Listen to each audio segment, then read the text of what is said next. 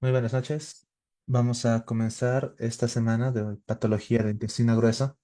Se van a dar cuenta que nuestra lista de temas en la bibliografía es un poco extensa en la parte que corresponde justamente al capítulo 29, que es patología de colon, recto y ano. Cuestión de que la siguiente semana vamos a tener también una clase para terminar las patologías del intestino grueso. Entonces, esta primera clase vamos a tener una parte introductoria en el sentido de que cuando nosotros revisamos la parte de abdomen agudo de nuestra lista de temas, no tenemos como una patología como tal, algún tema de intestino grueso, pero sí tenemos en la lista de temas algo, bueno, el tema que dice colon recto y ano. Entonces, en ese sentido, aprovechamos ese tema para poder realizar una introducción a todo lo que nos presenta el capítulo, porque prácticamente es el título del capítulo 29. Sin embargo, luego tenemos los temas específicos como la enfermedad de Crohn con colitis ulcerativa, la enfermedad diverticular de colon, también tenemos los cuadros obstructivos como vólvulo de colon sigmoides, el megacolon, y también tenemos pues la patología periorificial o rectoanal como hemorroides y también como absceso perianal. Entonces, lo que vamos a hacer en esta clase es comenzar a describir desde la primera parte que nos presenta el texto, que es las generalidades, la embriología, anatomía, fisiología, y se van a dar cuenta que la parte introductoria es no más extensa porque nos prepara introduciéndonos sobre algunos procedimientos quirúrgicos que son habituales en el manejo de la patología de intestino grueso. Vamos a comenzar recordando lo que vimos en nuestra anterior clase, que era nuestra clase sobre isquemia mesentérica, y recordamos, ¿no? La isquemia mesentérica es una condición en la que el flujo sanguíneo al intestino delgado o al colon se ve reducido, lo que lleva a una isquemia intestinal y posible necrosis, y esta puede ser aguda como puede ser crónica. Respecto a la etiología de la isquemia mesentérica aguda, está causada por principalmente la embolia arterial, la trombosis venosa mesentérica o también la isquemia no oclusiva. Respecto a la isquemia mesentérica crónica, está asociada a cuadros de aterosclerosis que afectan las arterias mesentéricas. Los factores de riesgo para la patología aguda son la fibrilación auricular, la insuficiencia cardíaca, el infarto miocardio reciente, la aterosclerosis y la hipercoagulabilidad. Para la patología crónica, tenemos la enfermedad arterial periférica, el tabaquismo, la hipertensión y la diabetes. Respecto a la presentación clínica de la forma aguda, tenemos un dolor abdominal de tipo súbito y severo, desproporcionado a los hallazgos físicos, acompañado de náuseas, vómitos, algunas veces episodios de diarrea o incluso la presencia de sangre en las heces. En el cuadro crónico tenemos un dolor abdominal de tipo postprandial que se asocia generalmente a pérdida de peso y al miedo a comer. Para nuestro diagnóstico es muy importante la historia clínica y el examen físico, ya que nos permite tener una sospecha inicial. Respecto a los laboratorios, podemos encontrar acidosis metabólica, leucocitosis y también elevación del lactato. En estudios de imagen, la tomografía computarizada con contraste es un método de elección, uno de los primeros estudios, que nos puede ayudar a diagnosticar la forma aguda, ya que puede mostrar la obstrucción vascular, datos de aire en la pared intestinal o neumatosis intestinal como signo de sufrimiento intestinal, o también aire en el venaporte. La angiografía mesentérica es el estudio gold standard o estándar de oro para el diagnóstico y el tratamiento de la forma aguda. Recordando que la angiografía nos puede permitir, mediante tratamiento endovascular, tratar el cuadro obstructivo. Respecto a la ecografía Doppler, esta puede ser útil para la evaluación de la forma crónica.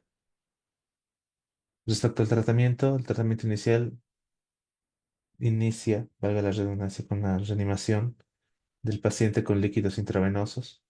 El uso de la anticoagulación sistémica, podemos utilizar heparina para no complicar el cuadro. El uso de antibióticos de amplio espectro y también la intervención quirúrgica urgente, especialmente para pacientes con signos de peritonitis secundaria a una necrosis intestinal. También tenemos la opción endovascular, que en resumen se podría mencionar la trombolisis, la angioplastia o el uso de stents para casos seleccionados. Es importante hablar también de la modificación de factores de riesgo como dejar de fumar, control de enfermedades subyacentes como la hipertensión, la diabetes, resulta de la intervención quirúrgica. De la forma crónica, muchas veces es necesario el uso de un bypass mesentérico. Y también la intervención endovascular permite, mediante una angioplastia con o sin stent, mejorar la circulación. Respecto a las complicaciones de la forma aguda, tenemos la necrosis intestinal que puede llevar a una perforación y posteriormente una peritonitis con sepsis y fallo multiorgánico. Respecto al pronóstico, la forma aguda se caracteriza por una alta mortalidad, estamos hablando del 50-90% si no se trata de forma oportuna, y la forma crónica pues tiene mejor pronóstico con una intervención adecuada. Para la fisiopatología, recordamos que la forma aguda pues, se caracteriza por la falta de flujo sanguíneo que conduce a la hipoxia, a la acidosis láctica y finalmente la necrosis de la mucosa intestinal. Para la forma crónica, la estenosis aterosclerótica crónica limita el flujo sanguíneo, especialmente después de las comidas, cuando se aumenta la demanda de sangre. Respecto a las medidas preventivas, la profilaxis de la tromboembolia pues, en pacientes con fibrilación auricular y en aquellos pacientes con estados hipercoagulables es muy importante. También el control agresivo de factores de riesgo ateroscleróticos. Respecto a la diferenciación clínica, pues entre la forma aguda versus la forma crónica, la forma aguda recordamos un dolor abdominal agudo y severo, mientras que la crónica generalmente es un dolor abdominal crónico, insidioso y de tipo postprandial. La intervención médica inicial, la reanimación rápida adecuada, crucial para mejorar el pronóstico, estabilizar al paciente. Y después una evolución quirúrgica temprana, ¿no? En cualquier paciente con sospecha de la forma aguda especialmente. Para el manejo postoperatorio, generalmente son pacientes que pasan a su postoperatorio inmediato en la unidad de cuidados intensivos, pacientes que requieren nutrición parenteral total hasta que se reanude la función intestinal y son pacientes que recibirán anticoagulación prolongada, ¿no? En casos especialmente de trombosis venosa mesentérica. Respecto a la investigación y el seguimiento, se requiere un seguimiento regular para pacientes con la forma crónica tratados con angioplastia o con stent.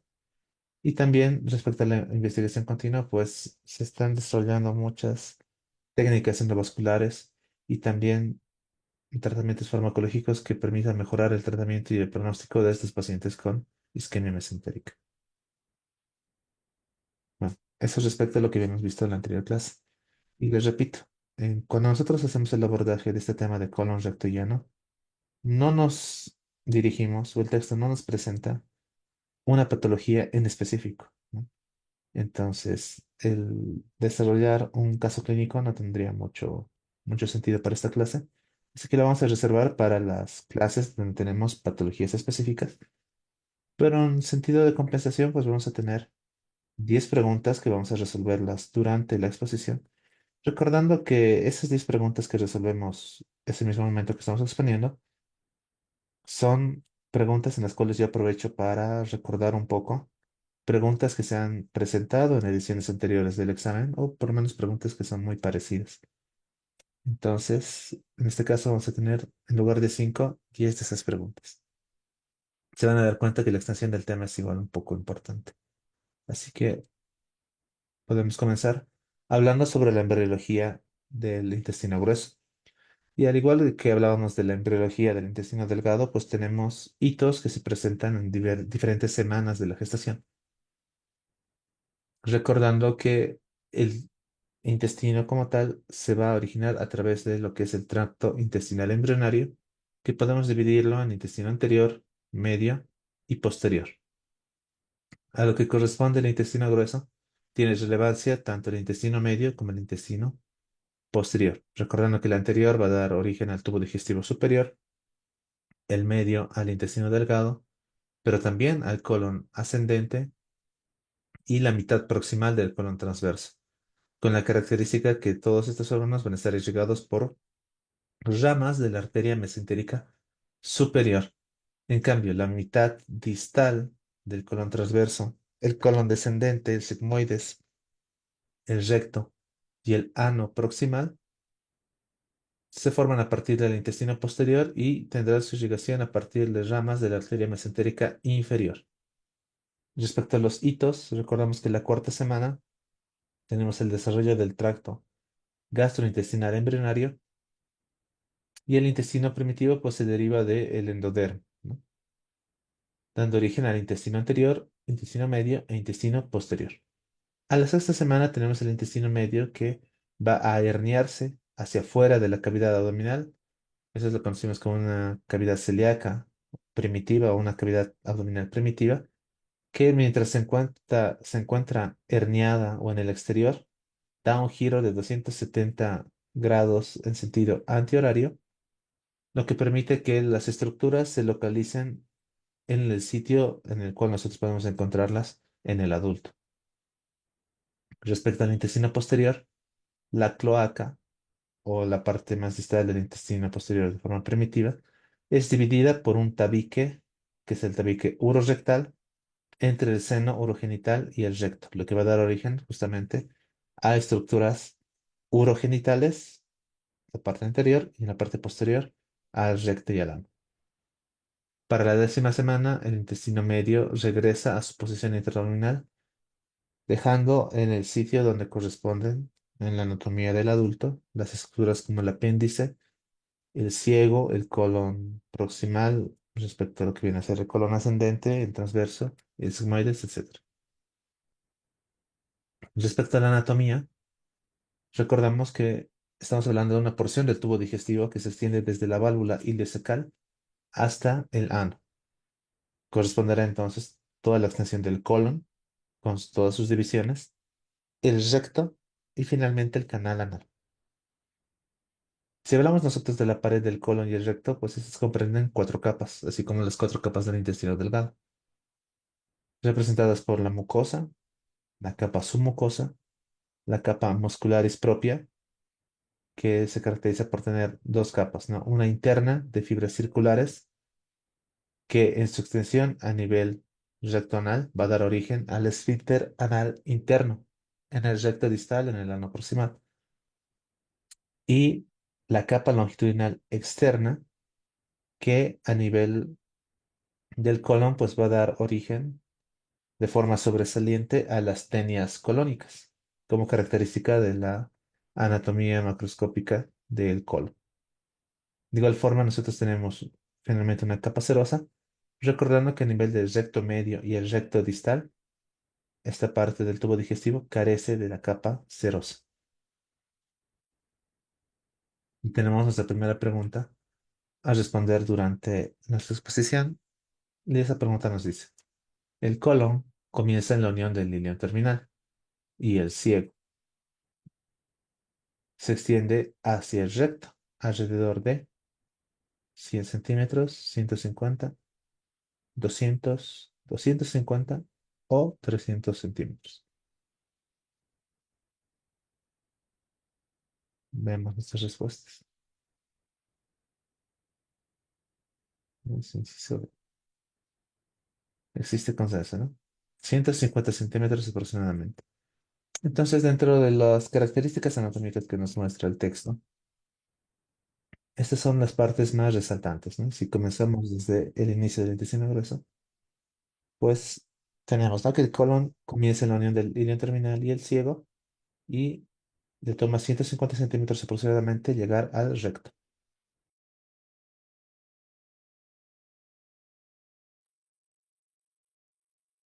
El ciego entonces será la porción de mayor diámetro del colon, justamente esta parte, con un diámetro que oscila entre 7,5 a 8,5 centímetros.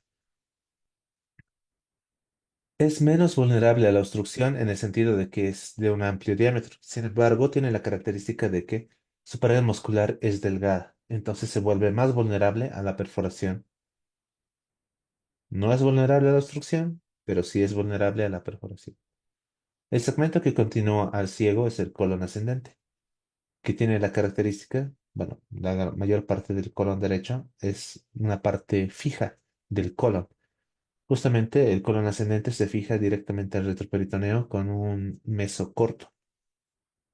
De igual forma, si vamos ascendiendo, tenemos la flexura hepática, que marca la transición entre el colon ascendente y el colon transverso. Este colon transverso es relativamente móvil en comparación al colon ascendente y está fijado por el ligamento gastrocólico que da origen a nuestro epiplón y también tiene su mesenterio colónico. Es así que el epiplón mayor está unido al borde anterior o anterosuperior del colon transverso, lo que le da un aspecto triangular característico que podemos observar cuando se realiza una colonoscopia. Entonces, realizando una colonoscopia, si evidenciamos un cambio de aspecto a triangular, ya sabemos que hemos llegado a nuestro colon transverso. Hacia distal tenemos la flexura esplénica que marcará la transición entre nuestro colon transverso hacia el colon descendente. A esta altura de la flexura esplénica tenemos la presencia del ligamento lienocólico que tiene uniones cortas y densas hacia el vaso, que es muy importante reconocer estas estructuras para poder liberarlas en caso de que nosotros realicemos una cirugía de colon izquierdo. A continuación tenemos el colon descendente que se fija a nivel del retroperitoneo, de igual forma que el colon ascendente, pero va a dar continuación a lo que es el colon sigmoide, como la parte más estrecha y extremadamente móvil del colon. Es móvil y es estrecha, lo que permite o lo que le caracteriza como el segmento más vulnerable a la obstrucción. Aquí en el ciego veíamos que es menos vulnerable a la obstrucción. En cambio, el sigmoides o la asa sigmoide es muy vulnerable a la obstrucción porque su diámetro es estrecho y tiene la característica de ser extremadamente móvil en relación al resto del colon. La unión recto-sigmoidea, cuando hablamos de la finalización, lo que vendría a ser con los sigmoides con el recto, se produce generalmente a nivel de lo que se llama el promontorio sacro. Y también podemos identificar que las tres tenias del colon a este nivel se unen para formar la capa externa del músculo liso longitudinal del recto. Respecto a la irrigación arterial, y aquí podemos ver, no sé, tal vez una falla en el color de la ilustración, pero esta es una figura que nos presenta el texto, que es la primera figura del capítulo 29 que nos representa la irrigación arterial del colon. Sin embargo, pinta nuestra arteria de un color azul, como si nosotros podríamos tal vez confundirnos con lo que viene a ser el drenaje venoso, pero podemos ver cómo estamos hablando de arterias. Entonces, recordamos que en la embriología recordamos o reconocemos que la irrigación parte tanto de la arteria mesentérica inferior para una mitad del colon y la arteria mesentérica inferior para la otra mitad. Respecto a nuestra arteria mesentérica superior, que se encuentra acá, aquí la podemos ver, tenemos inicialmente, dirigida al inicio del intestino grueso, nuestra arteria ileocólica. Y su nombre lo dice, ¿no? Que va al ilion terminal y al colon. Ahora, esta arteria como tal suele estar ausente en un 20% de los pacientes. Sin embargo, se encarga de la irrigación arterial tanto del ilion terminal como del colon ascendente proximal, incluyendo al ciego. Posteriormente tenemos una arteria cólica derecha que se encarga de dar las ramas hacia nuestro colon ascendente. Y finalmente tenemos una arteria cólica media que va a dar ramas hacia nuestra flexura hepática o nuestro ángulo hepático del colon y la mitad proximal del colon transverso. Respecto a la arteria mesentérica inferior, que es esta arteria que se encuentra de este otro lado, vamos a tener entonces nuestra arteria cólica izquierda que va a dar ramos hacia nuestra flexura esplénica, nuestra mitad distal del colon transverso, nuestro colon descendente. Y posteriormente vamos a tener un número variable de arterias o ramas sigmoideas que, como su nombre indica, van a dar irrigación arterial a nuestro asa sigmoide. Finalmente, nuestra arteria va a terminar, nuestra arteria mesentérica inferior va a tener una rama terminal, que es la arteria rectal superior, que se va a encargar de irrigar al recto proximal. La distribución de las ramas terminales de la arteria mesentérica superior e inferior respecto a la irrigación del colon, si se dan cuenta, forma un arco que permite una comunicación entre la arteria mesentérica superior y la arteria mesentérica inferior. Este arco, cuando se encuentra completo, recibe el nombre de arteria marginal de Drummond, conformado por las ramas terminales de cada arteria, formando una anastomosis con las ramas terminales de la arteria adyacente, que vendría a ser más o menos este arco. Estará completo en un 15 a 20% de las personas. O sea, no en todas las personas forma un arco completo, sin embargo, en un 15 a 20% podemos encontrarlo, ¿no? Como la arteria marginal de Drummond. Y esta es justamente nuestra segunda pregunta. ¿En qué porcentaje de personas se encuentra completa esta arcada marginal de Drummond? Lo acabamos de mencionar, ¿no? Muchas veces la distribución de los incisos es justamente para confundir. Aquí he cambiado un poco el orden, pero muchas veces les gusta colocar, ¿no? De 1 a 5, de 5 a 10, de 15 a 20, de 20 a 25, etcétera. En este caso lo acabamos de mencionar, de 15 a 20%, ¿verdad? El inciso C. Respecto al drenaje venoso, aquí ya lo podemos ver en un color más azul, que esta es igual a una figura del texto, que es la figura número 2. Y aquí podemos ver, ¿no? Vamos a tener aquellas que drenan a la vena mesentérica superior, con las venas que son paralelas a sus arterias correspondientes y tienen también la misma terminología, ¿no? La vena ileocólica, la vena cólica derecha, la vena cólica media, y de igual forma en la vena mesentérica inferior, que esta tiene una diferencia. Si nosotros vemos del lado de la vena mesentérica superior, se respeta esa terminología de la irrigación arterial. En cambio, la vena mesentérica inferior va a formarse de igual forma con las venas que reciben la misma terminología como la cólica izquierda, las venas sigmoideas, la recta superior, pero va a formar un tronco que no va a ir directamente a nuestra vena porta, como la vena mesentérica superior, sino que se va a dirigir mediante un tronco que pasa de forma retroperitoneal sobre el músculo psoas, incluso por detrás del páncreas, para llegar a la vena esplénica y mediante esta vena esplénica recién llegar a la vena porta, ¿no? Esa es la gran diferencia y se puede observar claramente en esta figura. Respecto al drenaje linfático, el texto nos dice, ¿no?, que se origina en una red de vasos linfáticos en la mucosa muscular.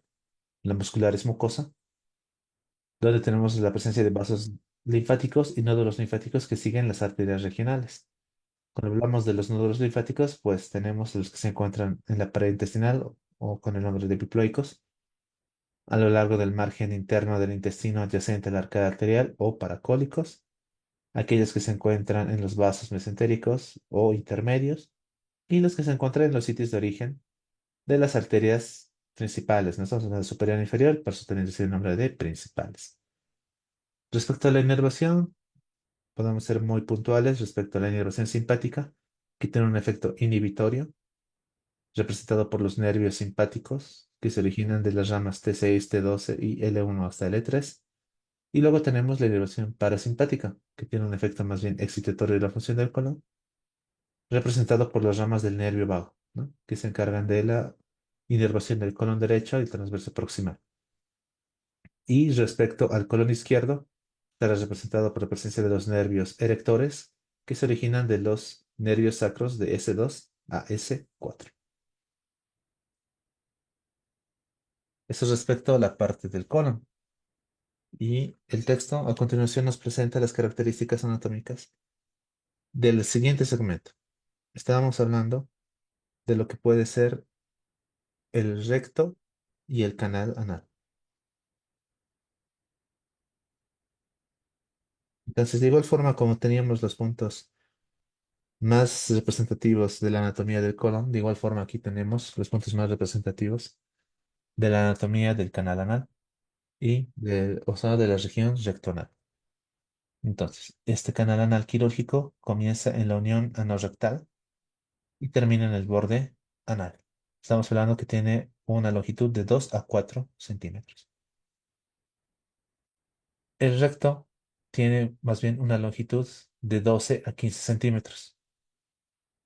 Y es aquí donde podemos encontrar a nivel del recto lo que vienen a ser las válvulas de Houston, vendrán a ser esta figura de acá en nuestro gráfico, que también es un gráfico del texto, ¿no? Es justamente el gráfico número 3. ¿Qué es importante cuando nosotros hablamos del recto? Pues que vamos a tener fascias que envuelven al recto. Entonces recordamos que el recto como tal no tiene ceros, ¿no? El recto proximal especialmente. En su cara anterior, entonces vamos a encontrar lo que se llama fascia de Denonvillers, que separa al recto de la próstata en los varones. Entre el recto, la próstata y las vesículas seminales se va a encontrar esta fascia. Y en el caso de las mujeres, va a separar el recto de la vagina. Esto es importante cuando nosotros tenemos nuestra, nuestra patología prostática, oncológica, que esta fascia puede ayudarnos a prevenir que exista una metástasis por contigüidad o una invasión neoplásica. Es importante entonces la fascia de Denham-Villiers. En cambio, en la cara posterior, de igual forma, vamos a tener la presencia de la fascia presacra, que separará al recto del plexo venoso presacro y de los nervios pélvicos. A nivel de S4, esta fascia rectosacra, o también conocida como fascia de Waldeyer, se extiende anterior y caudalmente y se adhiere a la fascia propia en la unión anorrectal. Entonces serían las fascias que presentan nuestra región anal, ¿no? Perdón, nuestro recto. De igual forma, el recto inferior va a tener ligamentos laterales que le van a otorgar su fijación. Y respecto a lo que viene a ser la transición anal, o sea, del espacio rectal hacia el canal anal, esta zona de transición es importante primero porque tiene una longitud variable. Estamos hablando de que puede ser corta, de 1 a 2 centímetros, como también puede ser extensa, hasta unos 15 centímetros incluso. Y va a estar caracterizado por la presencia de unos pliegues longitudinales que se encuentran a este nivel, aquí como podemos ver en nuestra figura, unos pliegues longitudinales conocidos como columnas de Morgagni. Estas columnas de Morgagni van a ser columnas en las cuales se van a vaciar las criptas anales. Aquí podemos ver nuestra figura, ¿no? Tenemos las glándulas anales y posteriormente las criptas y se vacían a nivel de nuestras columnas de Morgagni. ¿Por qué es importante reconocerlas? Porque son estas criptas anales las que van a dar origen a la patología infecciosa de los abscesos criptoglandulares. Entonces, en una patología de absceso anal, vamos a recordar justamente la presencia de nuestras criptas anales, nuestras glándulas anales y cómo desembocan en las columnas de Morgani. La presencia de estas columnas es la que determina entonces nuestra zona de transición anal. También, como parte del origen de esta zona de transición, tenemos la línea dentada o también conocida como línea pectínea. Es más o menos la línea que se presenta a este nivel, que marca el punto de transición entre la mucosa rectal, que tiene un aspecto o un revestimiento columnar, y el anodermo, que en realidad ya va a tener un revestimiento de tipo plano escamoso. Y posteriormente el canal anal anatómico se extiende desde la línea dentada, o esta línea pectínea, hasta el borde anal. En cambio, el quirúrgico, como les había mencionado al principio, comienza en la unión anorrectal y termina en el borde anal. ¿Qué es importante cuando nosotros vemos la anatomía de la región rectonal? Pues la presencia de los esfínteres, ¿no? La presencia de la capa muscular que le va a dar funcionalidad a esa región. Respecto a lo que vamos a ver más adelante, como es la defecación y la continencia. Respecto a los músculos más representantes, pues vamos a tener nuestro esfínter anal interno, nuestro esfínter anal externo y nuestro músculo elevador del ano. El más proximal, que vendría a ser nuestro elevador del ano. Bueno, el más interno, como se puede ver aquí, es el esfínter anal interno, que se podría representar como un engrosamiento del músculo liso interno. Es el músculo liso interno de la pared del tubo digestivo que a este nivel se engrosa, ¿no? Ese vendría a ser nuestro esfínter anal interno. Lateral a este tenemos ya nuestro músculo elevador del ano, que está conformado por músculos del suelo de la pelvis, con ramas de lo que viene a ser nuestro músculo puborectal, el iliococcigio y el músculo pubococcigio. ¿Y esto por qué va a ser importante? Porque estas ramas posteriormente van a formar lo que es nuestro esfínter anal externo y que va a rodear el esfínter anal interno, ¿no? Si este es nuestro esfínter anal interno, el externo lo va a rodear y está justamente dividido en tres fases, ¿no? El esfínter anal externo de rama profunda, superficial y el subcutáneo. El profundo, que es una extensión del músculo puborectal, ¿no? Que también forma parte del músculo elevador del ano. Entonces, ese es el primero. Luego tenemos el superficial y luego tenemos el subcutáneo, que vendría a ser más o menos los que se encuentran en esta zona. Y más adelante en la parte de fisiología, vamos a ver qué función cumple cada uno de estos músculos, especialmente en el tema de la continencia y también en la defecación. Respecto a la irrigación arterial, ya habíamos adelantado, ¿no? Vamos a tener una arteria rectal superior, que es una rama terminal de nuestra arteria mesentérica inferior, y luego tenemos una arteria rectal media, que surge de ramas de la ilíaca interna, y finalmente una rectal inferior, que surge de ramas de la arteria pudenda interna, que a su vez también es una rama de la arteria ilíaca interna. Como podemos ver, tenemos la rama terminal, que es nuestra arteria rectal superior, que se encarga de llegar al tercio superior. Luego tenemos la rectal media, que proviene directamente de nuestra arteria ilíaca interna para llegar al tercio medio. Y para el tercio inferior, más distal, tenemos nuestra arteria rectal inferior, que es rama de la pudenda interna. Para el drenaje venoso, de igual forma, las venas rectales superiores drenan al sistema porta vía vena mesentérica inferior. La rectal media drena directamente a la vena ilíaca interna. Y la rectal inferior, así como la arteria, ¿no? Va a drenar a la pudenda interna y mediante la pudenda interna también llega a nuestra ilíaca interna. Ahora es importante en el drenaje venoso que nosotros en el recto tenemos la presencia del plexo hemorroidal, un plexo submucoso en las columnas de Morgagni que drenan en las tres venas rectales. Respecto al drenaje linfático rectal, este es paralelo a la irrigación sanguínea. Vamos a tener entonces conductos linfáticos del recto superior y del recto medio que se van a encontrar superiormente para dirigirse a los ganglios mesentéricos inferiores. Y los conductos linfáticos del recto inferior se van a dividir en dos. Los más superiores, que van a ir a los ganglios mesentéricos inferiores, y los que lateralmente se van a dirigir a los ganglios ilíacos internos. Respecto al drenaje linfático anal, los que se van a encontrar proximales a la línea dentada van a drenar, se van a dirigir a los ganglios mesentéricos inferiores y a los ilíacos internos. En cambio, los que se encuentran distales a la línea dentada llegan a drenarse a los ganglios inguinales y de igual forma también a los ganglios mesentéricos inferiores y ilíacos internos. Respecto a la inervación de la región anorrectal, la inervación simpática, representada por los nervios simpáticos de L1 a L3, se unen al plexo preaórtico para formar el plexo hipogástrico y también formar el plexo pélvico. Respecto a la inervación parasimpática, tenemos la presencia de los nervios erectores, ¿no? Que se originan de los nervios sacros S2 hasta S4 y que también van a dirigirse al plexo pélvico.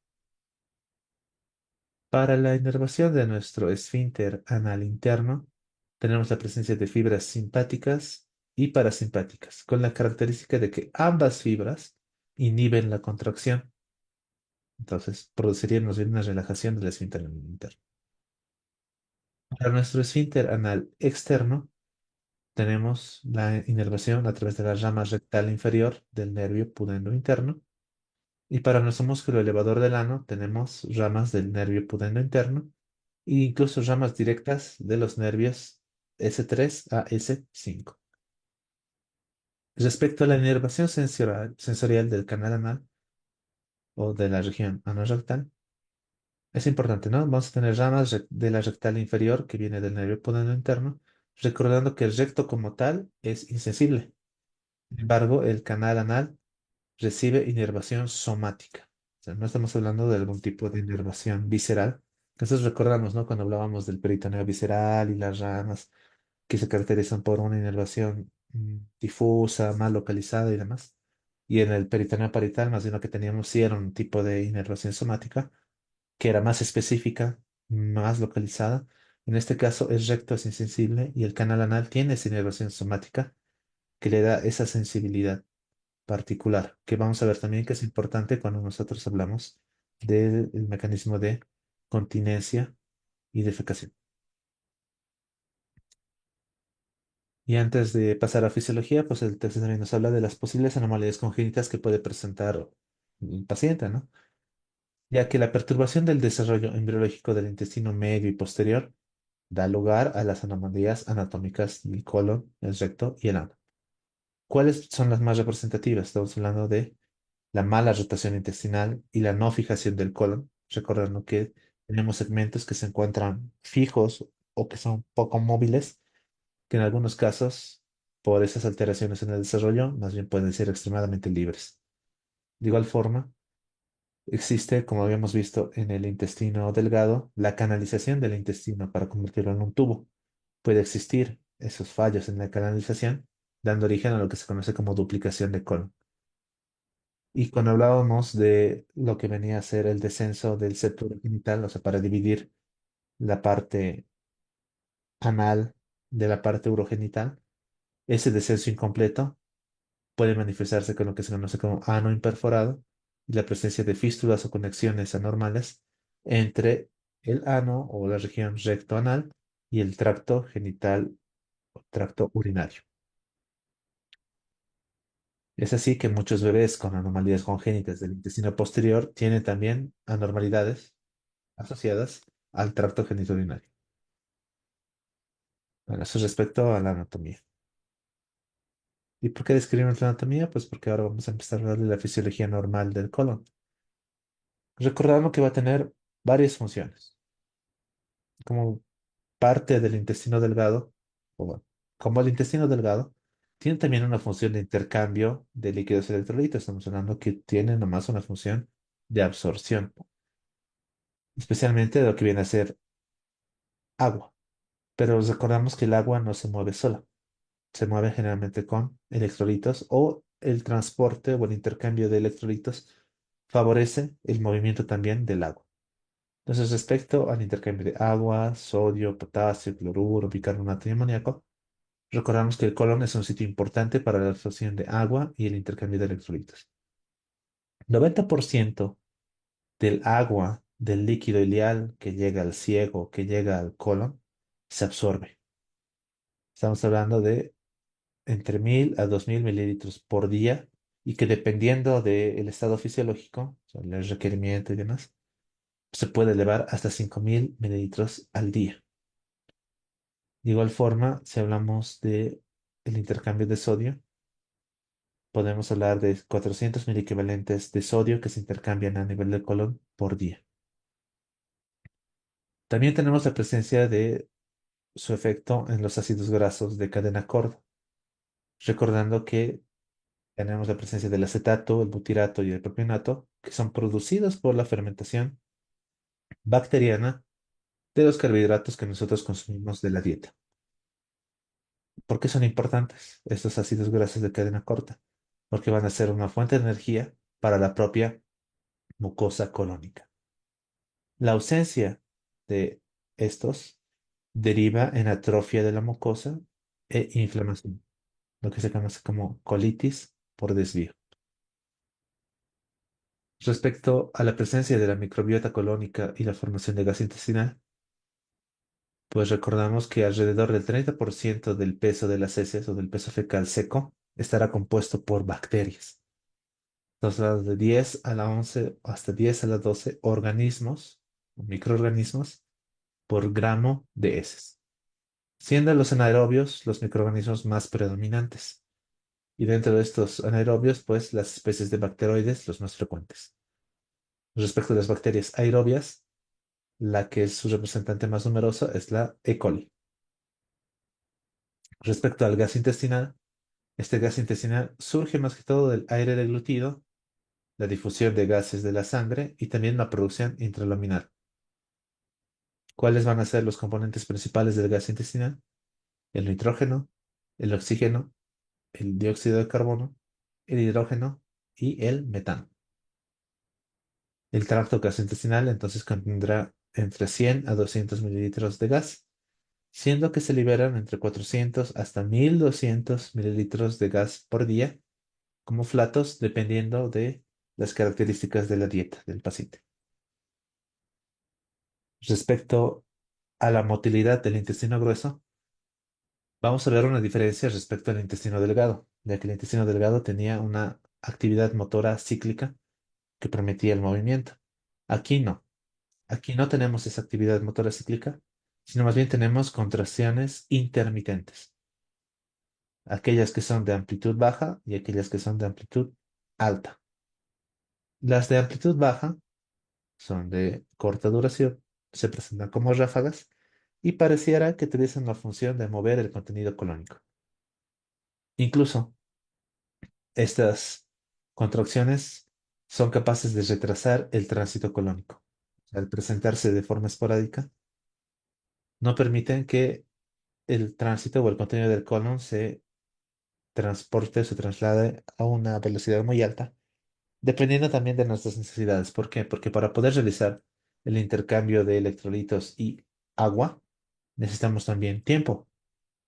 Cuando, por ejemplo, por algún cuadro inflamatorio, este peristaltismo o estas contracciones y este movimiento del contenido colónico se acelera, es que nosotros tenemos cuadros diarreicos. ¿Por qué? Porque no le dan tiempo al organismo de hacer la absorción del líquido adecuado y por tanto las heces son más líquidas. Entonces, el, el retrasar el tránsito colónico tendría el objetivo de favorecer el intercambio de electrolitos y de agua.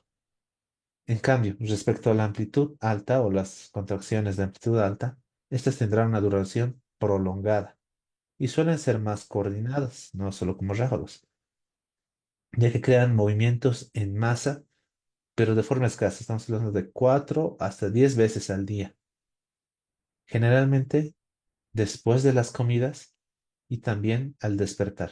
Esto vamos a ver que es importante más adelante. La activación colinérgica aumenta la motilidad colónica. Respecto a la defecación y la continencia, pues vemos, ¿no? La defecación es un mecanismo complejo pero a la vez coordinado que involucra los movimientos de masa del colon, que vienen a ser estos de amplitud alta. Entonces, los de amplitud alta tendrían una repercusión en el mecanismo de la defecación, ya que favorecerán el movimiento del contenido colónico y también el aumento de la presión intraabdominal y rectal, lo que va a conducir a la relajación de los músculos del suelo pélvico. Ahora, existe lo que se conoce reflejo inhibitorio recto anal, ya que la distensión del recto produce una relajación refleja del esfínter anal interno, que nosotros no lo controlamos de forma voluntaria, sino más bien es involuntario. Si esta presión permite que se relaje, va a permitir el paso del contenido. Y gracias a la sensibilidad de la parte anal, del canal anal, que habíamos mencionado eso cuando hablábamos de la inervación, esa sensibilidad va a permitir lo que se conoce como reflejo de muestreo. ¿Eso qué significa? Que esa sensibilidad nos va a permitir distinguir entre un contenido sólido, líquido, o incluso si esta relajación del esfínter anal interno ha sido solamente por aire o por gas, lo que nos va a transmitir esa información para, de forma voluntaria, irnos hacia la continencia, o sea, cerrar nuestro esfínter anal externo, que sí es voluntario, o si no, permitir la defecación, permitiendo la relajación voluntaria del esfínter anal externo, ¿no? Entonces, este reflejo de muestreo, aprovechando la sensibilidad del canal anal, nos permite distinguir las características del contenido del colon que está llegando al canal anal, o sea, si son heces sólidas, si son líquidas o es gas, para que nosotros voluntariamente sepamos o podamos ordenar la continencia o la defecación. Aquí lo podemos ver, ¿no?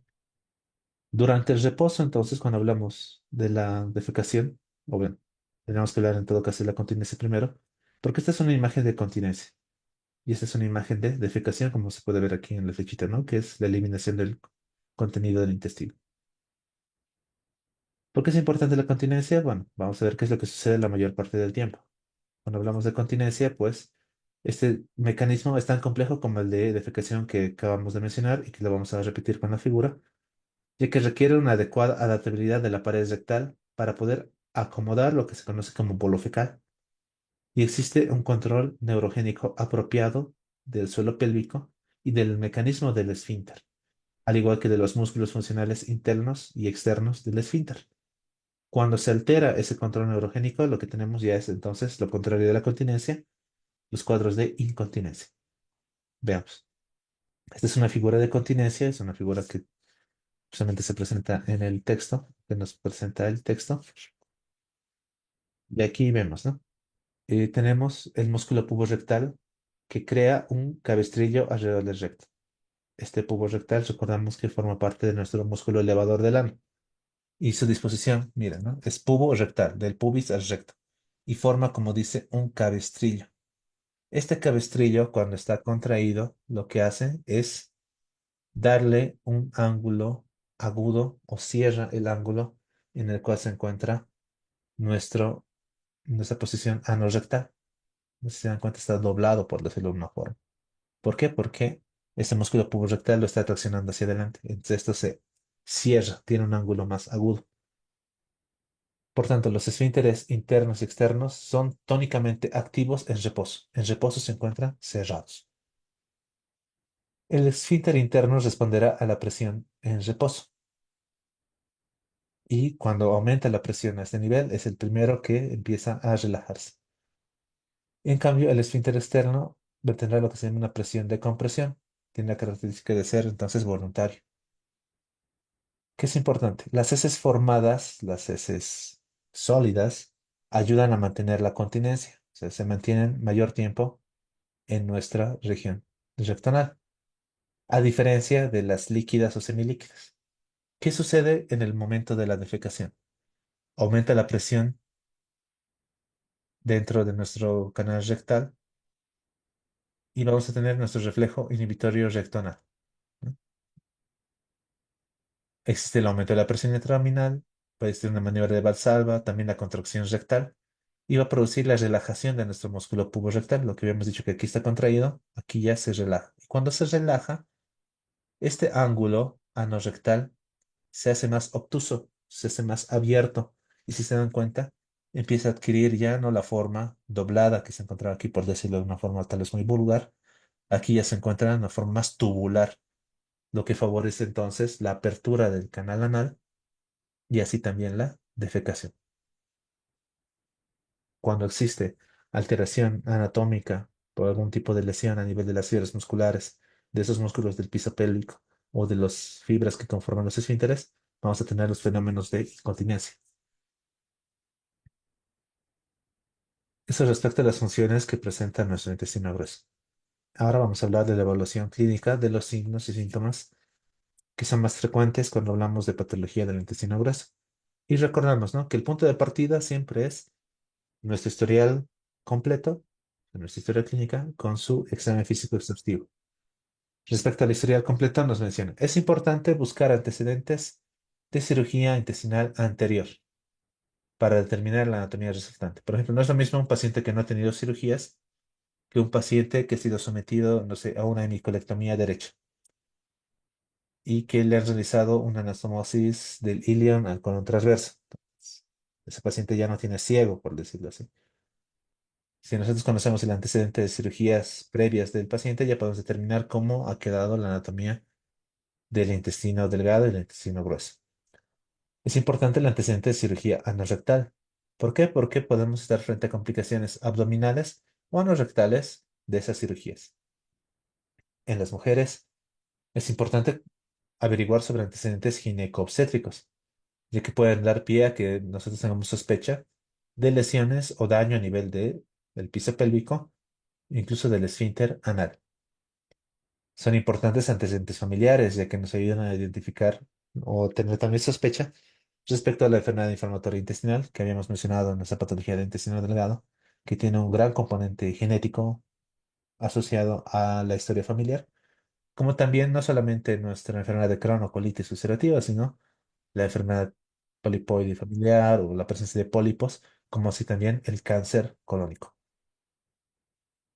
También es importante preguntar sobre el uso de medicamentos, ya que algunos medicamentos tienen o producen síntomas gastrointestinales o pueden tener reacciones adversas a nivel de la esfera gastrointestinal.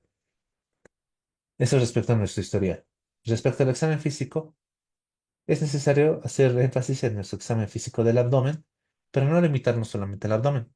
También es necesaria una inspección visual de la región anal y perineal. Y de igual forma, un examen físico completo se realiza cuando nosotros hacemos nuestro tacto rectal de forma cuidadosa. En este aspecto, pues el texto hace mucho énfasis en que la patología anorrectal es muy dolorosa y que la evaluación mediante el tacto y demás puede ser muy molestosa para el paciente y muchas veces se puede diferir. Pero hay que recordar que esta parte del examen físico nos puede brindar mucha información para poder llegar a un diagnóstico y de esta forma también a un tratamiento específico. Esto respecto a la evaluación. De lo que hacemos nosotros de forma diaria, podemos mencionar nuestra historia clínica, nuestro examen físico completo. Pero el texto a partir de ahora nos va a empezar a mostrar qué estudios podemos nosotros solicitar o cuáles vendrían a ser los estudios complementarios que nos facilitan la evaluación del intestino grueso, del recto y el ano. Respecto a los estudios de endoscopía, tenemos, por ejemplo, los estudios de anoscopía, que son útiles para el examen del canal anal, recordando que nos permite una visualización de hasta unos 8 centímetros más o menos. Los equipos más grandes permiten no solamente la inspección, sino que también permiten procedimientos como la ligadura con banda elástica o la escleroterapia que se puede utilizar para cuadros de hemorroides. Y si el paciente refiriera mucho dolor y no tolerara ni siquiera el examen digital, o sea, nuestro tacto rectal, no debería realizarse anoscopía si no es con anestesia. Respecto a una evaluación más profunda, estaríamos hablando de una proctoscopía que utiliza un proctoscopio rígido que tiene una longitud de 25 centímetros con un ancho de 15 a 19 milímetros, ¿no? Tenemos diferentes plataformas, como menciona el texto, que vienen a ser equipos que nos permiten no solamente la inspección, sino que incluso nos permitirían hacer cirugías endoscópicas de mínimo acceso. Por ejemplo, si contamos con una plataforma quirúrgica de microcirugía endoscópica transanal o equipo TEM, podemos realizar extirpación de pólipos y hasta tumores grandes que se encuentran a nivel del recto. Si nosotros hablamos de la cirugía transanal de mínimo acceso o plataforma TAMIS, esta se puede realizar sin el proctoscopio, pero sí mediante la insuflación con CO2 para formar una especie de cavidad y mediante un protector de herida circular para no abrir el ano podemos realizar cirugía de mínimo acceso. La pregunta 3 a responder durante nuestra exposición nos dice, ¿no? El método más exacto y completo para explorar el colon en la actualidad es, y justamente es una pregunta que recuerdo que se ha visto anteriormente en gestiones pasadas.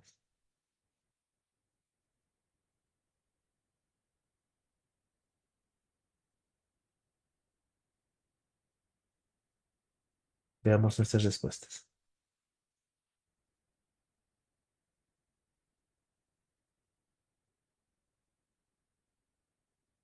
Veamos, inciso B, exactamente.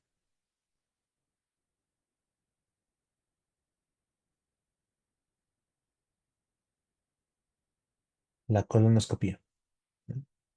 ¿Por qué? Porque es completo para explorar el colon. Si estuviéramos hablando solamente del recto o del ano, diríamos rectoscopía, onoscopía. Y aquí, o sigmoidoscopía, ¿no? Para todo el colon, entonces, la colonoscopía. Justamente hablamos entonces de la sigmoidoscopía y la colonoscopía flexible, que proporcionan una excelente visualización del colon y el recto, con un uso diagnóstico y también terapéutico. En caso de ausencia de preparación intestinal, se debe evitar el uso de electrocauterio, ya que existe el riesgo de explosión por el gas metano y los gases hidrógenos del intestino. El sigmoidoscopio mide solamente 60 centímetros, requiere una preparación parcial con enemas y generalmente se puede realizar sin sedación. Los colonoscopios ya son más largos, miden entre 100 a 160 centímetros. Ya hemos visto que el colon mide 150 aproximadamente. Requerirá preparación intestinal completa y también una sedación consciente del paciente para que se pueda realizar el estudio. Dentro de las variables tenemos la presencia de la cápsula endoscópica, que utiliza una pequeña cámara ingerible y un receptor sujetado con cinturón. O sea, es una cámara que una persona ingiere y va a mandar imágenes al receptor que está fijo a un cinturón y permite pues registrar las imágenes de todo el viaje de la cápsula a través del tubo digestivo. Suena prometedor por las ventajas que tendría, pero no existe una documentación que represente o que nos dé una gran ventaja respecto a su utilidad endoscópica. La pregunta 4 a responder durante nuestra exposición nos dice cuando se refiere a las siguientes ventajas. Examina todo el colon, es muy sensible y específica y también sirve para terapéutica. Nos referimos a, y se darán cuenta que es el tipo de pregunta o, o la confección de la pregunta. Es muy parecida a las que generalmente vemos en el examen de la residencia, ¿no? Veamos las respuestas. En este caso, el inciso, sí, efectivamente. Recordamos, ¿no? Todo el colon. Si es todo el colon, entonces la colonoscopía como tal, ¿no? Cuando habla de terapéutica, esta que es virtual, es generalmente con reconstrucción 3D de una tomografía o una resonancia. Esta no es terapéutica. En cambio, la colonoscopía como tal, esta sí puede llegar a ser terapéutica. Entonces, tenemos más estudios de imagen. Por ejemplo, el estudio con radiografías simples o estudios con contraste, que son radiografías simples en vista supina, vertical y diafragmática de la parte abdominal o abdominopélvica, que nos puede reflejar la presencia de aire libre intraabdominal, no solo peritoneo. También nos permite evaluar los patrones de gases para cuadros de obstrucción intestinal o también incluso para cuadros de vólvulo. Los estudios de contraste nos sirven para los síntomas obstructivos, de igual forma para ver trayectos fistulosos, perforaciones o también fugas anastomóticas. Esto ya en pacientes posoperados. El enema de Barry como tal tiene una sensibilidad de 70 a 90% para la detección de lesiones tumorales que sean mayores a 1 centímetro, o sea, es relativamente grandes. La tomografía computarizada pues permite la detección de enfermedades extraluminales. O sea, más que evaluar el interior del intestino como lo haría la colonoscopia, la tomografía sirve para extraluminales, como abscesos intraperitoneales, inflamación pericólica y también la clasificación del cáncer con la detección de metástasis. Nos permite también la evaluación del engrosamiento de la pared intestinal, también el retorcimiento mesentérico que sugiere una enfermedad inflamatoria intestinal, colitis o incluso cuadros de isquemia. La tomografía computarizada estándar tiene poca sensibilidad para la detección de lesiones intraluminales. Entonces podemos nosotros realizar lo que se conoce como colonografía por tomografía o colonoscopía virtual, que utilizan la tomografía helicoidal y la reconstrucción 3D. Requiere una preparación oral de intestino, el uso de contraste oral, contraste rectal e insuflación del colon, lo que permitiría evaluar la luz del intestino para una detección de pólipos de igual forma mayores a 1 centímetro. A este nivel creo que me equivoco, son menores a 1 centímetro. Y aquí tenemos una sensibilidad del 85% con una especificidad del 90%, ¿no? Pero esto gracias a su reconstrucción en 3 dimensiones. Las imágenes por resonancia magnética. Aquí tenemos, ¿no? La evaluación de lesiones pélvicas por trastornos colorectales. La resonancia es más que todo para la parte colorectal o la parte más distal. Y aquí tenemos, ¿no? También que es sensible para detectar la afectación ósea y la extensión de la pared lateral pélvica cuando hablamos de tumores rectales. Determina con precisión la extensión del cáncer rectal. Detecta y delimita fístulas complejas del ano. Entonces, la resonancia magnética, en resumen, más específica para patología anorrectal.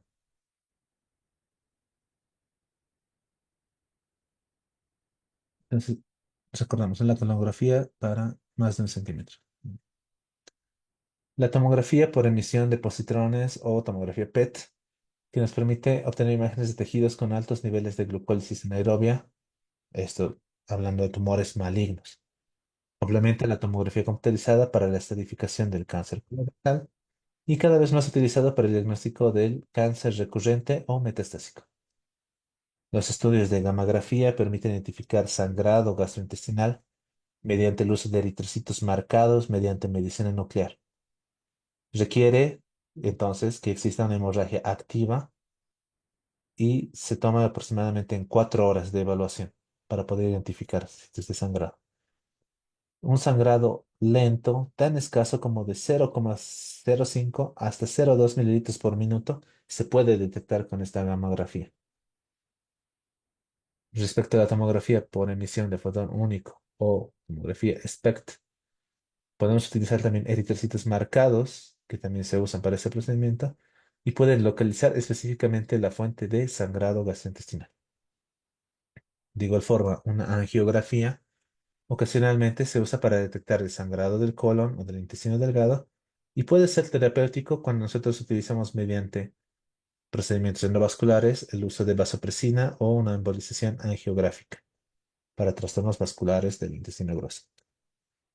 Y finalmente tenemos nuestra ultrasonido endorrectal y endonal, que el endorrectal nos permite evaluar la profundidad de la invasión de las lesiones neoplásicas con una precisión del 81 al 94% y una precisión en detección de ganglios del 58 hasta el 83%. Y la ecografía endonal, que evalúa las capas del canal anal, que es importante para detectar defectos del esfínter anal y delinear también fístulas anales complejas.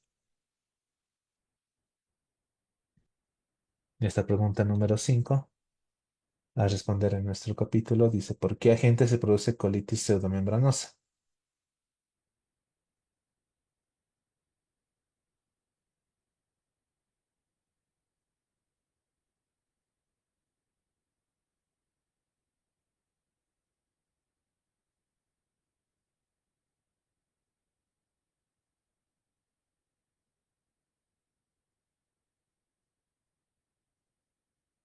Veamos nuestras respuestas. Inciso B. Efectivamente, es importante. Está en la parte de ciencias básicas puede ingresar. Clostridium difficile. ¿Esto por qué? Hemos hablado de estudios de imagen, ahora vamos a hablar de estudios de laboratorio. Tenemos entonces las pruebas de sangre oculta en heces, estudios de inmunohistoquímica. Por ejemplo, la sangre oculta en heces nos permite la detección de neoplasias y en serie también nos permite el diagnóstico de hemorragias intermitentes. Lastimosamente puede existir falsos positivos a peroxidasa o a test de peroxidasa cuando el paciente consume carnes rojas, algunas frutas, verduras e incluso la vitamina C, que son positivas a peroxidasa y no siempre significan que el paciente está con una hemorragia activa.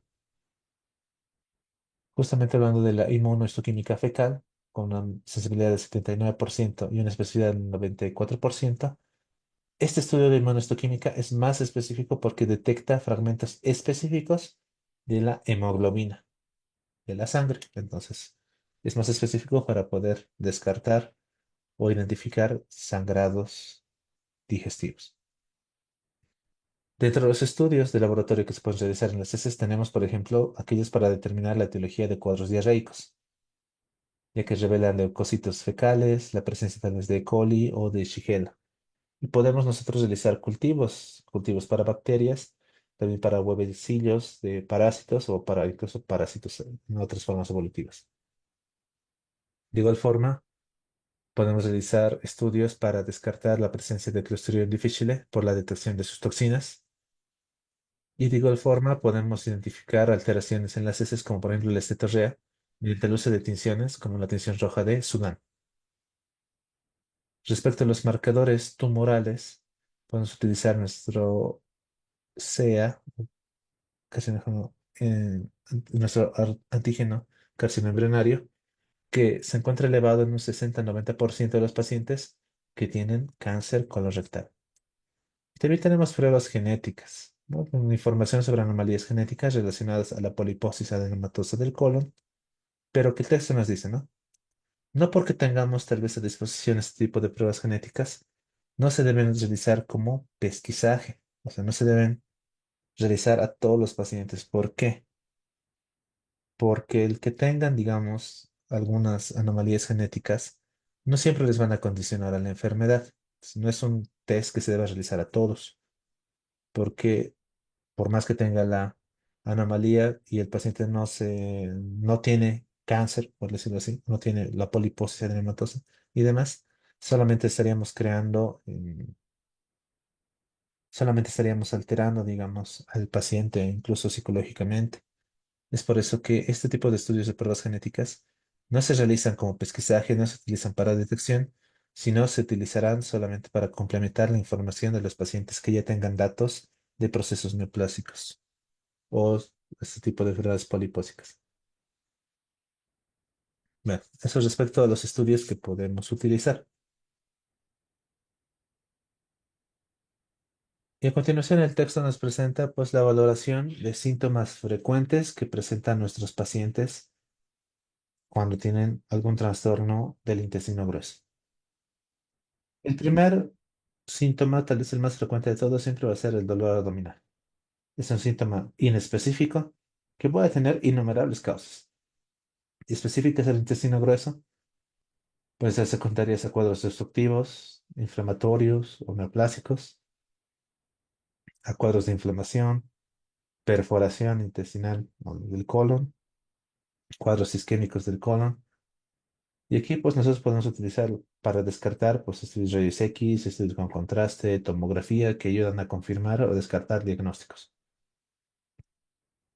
De igual forma, la colonoscopía ayuda a identificar cuadros de colitis isquémica, colitis infecciosa, enfermedad inflamatoria intestinal, pero generalmente la colonoscopía se contraindica en cuadros de obstrucción o en sospecha de obstrucción o incluso perforación para no complicar el cuadro.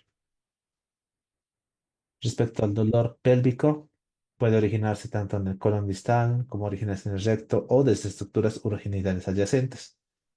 Por ejemplo, podemos tener cuadros de tenesmo, producto de enfermedades inflamatorias como proctitis, la presencia de una masa rectal o una masa retrorectal o hasta la impactación fecal.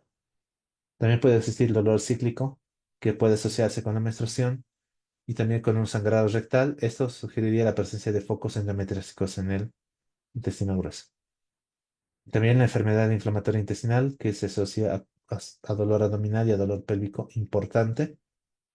Y la extensión de un absceso peridiverticular, que lo vamos a ver en enfermedad diverticular de colon, o incluso periapendicular, que se dirige a la pelvis, también puede causar dolor pélvico.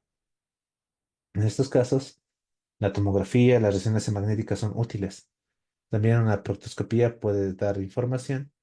Con menor frecuencia, la laparoscopía diagnóstica también ayuda a llegar a un diagnóstico final. También existe entonces el dolor anorrectal, que suele ser secundario a la presencia de una fisura anal, a un absceso perirectal o a la presencia de una fístula, a una hemorroide trombosada, como las posibles etiologías. El examen físico generalmente puede diferenciar estas condiciones. Estamos hablando de una inspección, un tacto rectal puede ayudar a diferenciar entre estos diagnósticos potenciales. Otras causas menos frecuentes de dolor rectal pueden ser las neoplasias del canal anal, la infección de la piel perianal y hasta afecciones dermatológicas. Ante demasiada sensibilidad al examen, se requiere el uso de algún tipo de anestésico. Nuestra pregunta 6. La anemia por deficiencia de hierro sin explicación es indicación para una tomografía computarizada abdominal, una radiografía contrastada de abdomen, una ecografía pélvica, una colonoscopía, una resonancia magnética pélvica.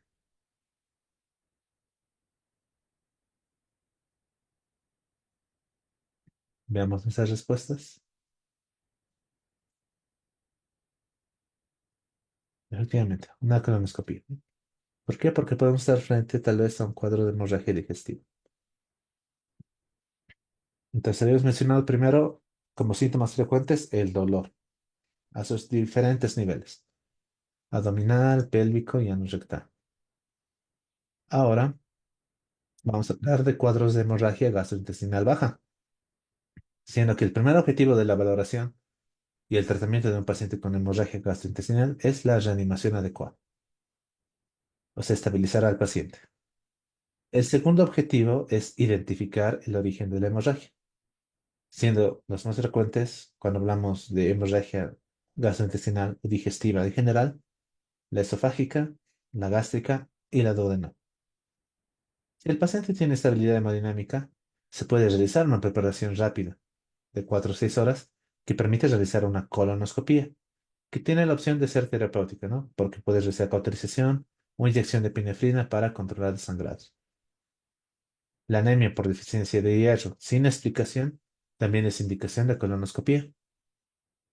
Y también cuadros de hematoquesia pueden ser causados por hemorroides o por fisura, siendo que en los cuadros de fisura el sangrado es rojo rutilante con un dolor agudo de tipo cortante. En cambio, en los hemorroides el sangrado puede ser rutilante, pero no se asocia a dolor y generalmente está acompañado o este sangrado acompaña a las evacuaciones intestinales. Justamente el texto nos va a presentar esta figura del, del texto, bueno, es el cuadro número 7 que nos muestra el algoritmo para el tratamiento de la hemorragia colorectal. Estamos hablando que el paciente puede llegar con el sangrado colónico agudo y lo primero que hacemos es la reanimación. Estabilizamos al paciente, ya sea con soluciones o si requiere transfusiones de sangre. Y tenemos opción. Hacemos un aspirado nasogástrico y vemos si por nuestra aspiración nasogástrica vamos a tener la presencia de sangre o no. Si hay sangre en nuestra aspiración nasogástrica, estábamos hablando de un sangrado digestivo superior, necesitaremos una gastroduodenoscopía y un tratamiento endoscópico, ¿no? Esto es superior. En cambio, si es negativo, podemos usar una proctoscopía que descarte el sangrado anorrectal. Y ahí vemos, si estamos frente a un sangrado masivo que amenaza la vida, vamos a arteriografía mesentérica. Si es un sangrado detenido, ralentizado en un paciente estable, pues hacemos una colonoscopía electiva. Si nuestra colonoscopía es positiva a un sitio de sangrado, un tratamiento endoscópico. Si no encontramos un sitio de sangrado, nos limitamos solamente a observar. En caso de resangrado, vemos. Es necesaria entonces una conducta quirúrgica, una resección segmentaria. Si de igual forma, después de observar, vemos resangrado, vemos, ¿no? Habría que evaluar. ¿Es un sangrado moderado o un sangrado masivo? Si es masivo, hemos dicho arteriografía mesentérica. Si es moderado, podemos hacer una colonoscopía o hacer una gammagrafía. Respecto a si se tratara de un sangrado masivo que amenaza la vida, hacemos una arteriografía y vemos positivo, negativo. Si es positivo, podemos utilizar procedimientos endovasculares, ¿no? Estamos hablando de una arteriografía, el uso de vasopresina o se emboliza el vaso para controlar el sangrado. Si falla este procedimiento, nos vamos a cirugía, resección segmentaria. Si nuestra radiografía es negativa, solamente exploramos y podemos realizar tal vez una endoscopía intraquirúrgica. Si es positivo este sangrado o esta exploración endoscópica, hacemos resección segmentaria. Si es negativo y el paciente está sangrando y no sabemos por dónde está sangrando, pero sabemos que es una hemorragia baja, hacemos una colectomía total, porque de algún lado, sacando todo el colon, pues vamos a controlar el sangrado. La idea es controlar el sangrado.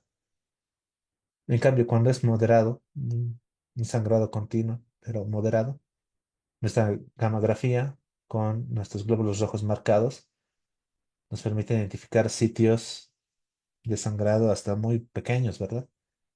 Si es positivo, nos vamos a radiografía mesentérica para hacer un procedimiento endovascular, vasopresina o embolización. Si falla, cirugía. Si es negativo, de igual forma, exploración. Si es positivo, resección segmentaria. Si es negativo y sigue sangrando, colectomía total. Si nuestra gamografía es negativa, hacemos una exploración endoscópica, intraquirúrgica. Si es positiva, resección segmentaria.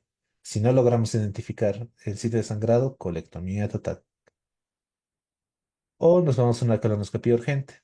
Si es positivo, hacemos el tratamiento por endoscopía o directamente una resección segmentaria. Si es negativo, hacemos una exploración endoscópica intraquirúrgica y de igual forma. Si es positivo, solamente resección segmentaria. Si es negativo y hay sangrado, ni modo, colectomía total. Es más o menos el flujograma que nos presenta el texto para el manejo de un sangrado colónico agudo. Ya, fuera del sangrado, ¿qué otros síntomas tenemos? Estreñimiento y obstrucción de la defecación. Afecta a 4 millones de personas en Estados Unidos. Aquí tenemos, por ejemplo, pacientes con movimientos intestinales infrecuentes, pacientes con heces duras y que requieren un esfuerzo excesivo para la defecación. Tenemos varias causas, ¿no? Causas metabólicas, farmacológicas, endocrinas, psicológicas y hasta neurológicas. Estudios como la colonoscopía nos permiten descartar o diagnosticar estenosis o lesiones tumorales que produzcan la obstrucción. Estudios de tránsito con marcadores radiopacos permiten también evaluar la motilidad y el mecanismo de defecación. El uso de manometría no rectal, pues, puede reflejarnos ausencia de reflejo no rectal, también la ausencia de la motilidad segmentaria a nivel del colon, que puede orientarnos a una enfermedad de Hirschsprung, que se diagnostica finalmente con una biopsia. También se puede realizar una defecografía, que nos permite evaluar si existe tal vez un prolapso rectal, una intususcepción, la presencia de un rectocele o hasta un enterocele que está alterando nuestra fisiología intestinal baja. Aquí tenemos nuestra pregunta 7 a responder en el tema. La diarrea crónica acompañada de sangrado y dolor abdominal está en relación a gastritis, colitis, síndrome de colon irritable, obstrucción o vólvulo de sigmoides.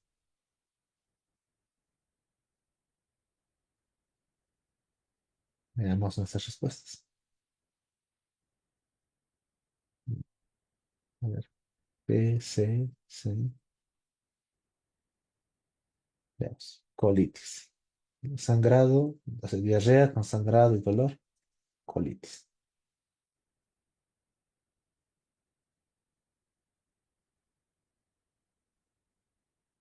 Esto respecto a los síntomas de diarrea y síndrome de colon irritable, ya que son síntomas frecuentes y generalmente autolimitados en casos de gastroenteritis infecciosa. Pero si tenemos nosotros diarrea crónica, sangrado, dolor abdominal, tenemos que pensar en colitis. Esta colitis puede ser por una infección. Estamos hablando de infecciones por cepas de E. coli, Shigella, Salmonella, Campylobacter, parásitos como la entamoeba histolítica o también nuestro Clostridium difficile de cepas invasivas. Pero también puede ser secundaria a una enfermedad inflamatoria intestinal, como la colitis ulcerativa o la enfermedad de Crohn. Incluso, dependiendo de la intensidad del dolor y demás, puede ser secundario a cuadros de isquemia intestinal. El síndrome de colon irritable es una constelación particularmente preocupante de síntomas. O sea, pueden ser síntomas muy variados. Tenemos pacientes con dolor abdominal tipo cólico, con distensión abdominal. Algunos pueden ser constipación, otros pueden ser hasta diarrea urgente. Por eso es una constelación, ¿no? Es amplia la variedad de síntomas que pueden presentar. Y generalmente se hace el diagnóstico por descarte, ¿no? Porque tenemos que descartar anomalías anatómicas y anomalías fisiológicas subyacentes. Y una vez que nosotros llegamos al diagnóstico de que puede tratarse un síndrome de colon irritable, necesitamos aplicar restricciones dietéticas, evitar la cafeína, el alcohol y el tabaco que tienen un efecto a nivel de nuestro sistema nervioso que podría ayudar a disminuir las molestias del síndrome de colon irritable. Nuestra pregunta 8: ¿la causa traumática más común de incontinencia anal es?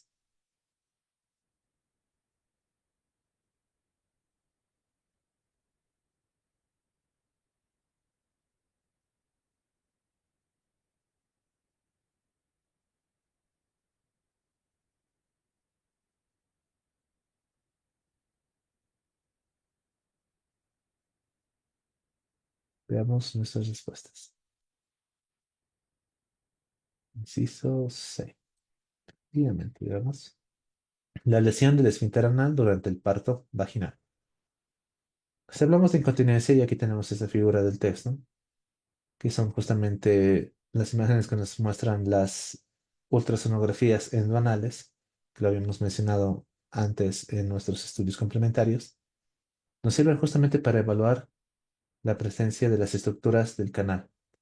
Se estima que 10 a 3 individuos por cada 1000 personas mayores de 65 años presentan incontinencia. Esto varía según la gravedad, siendo algunos pacientes que presentan fugas ocasionales de gases o heces líquidas, recordando que las heces sólidas se contienen mejor, o incluso las más severas o las más graves, ya que tienen pérdida diaria de heces sólidas. Y tenemos diferentes etiologías. Podemos tener causas neurogénicas por enfermedades del sistema nervioso central o del sistema nervioso periférico, y también como las lesiones del nervio pudendo, que entonces recordamos que tiene ramas que se encargan de inervar a los músculos del piso pélvico y a nuestros esfínteres. Y recordamos, la inervación generalmente es inhibitoria, ¿no?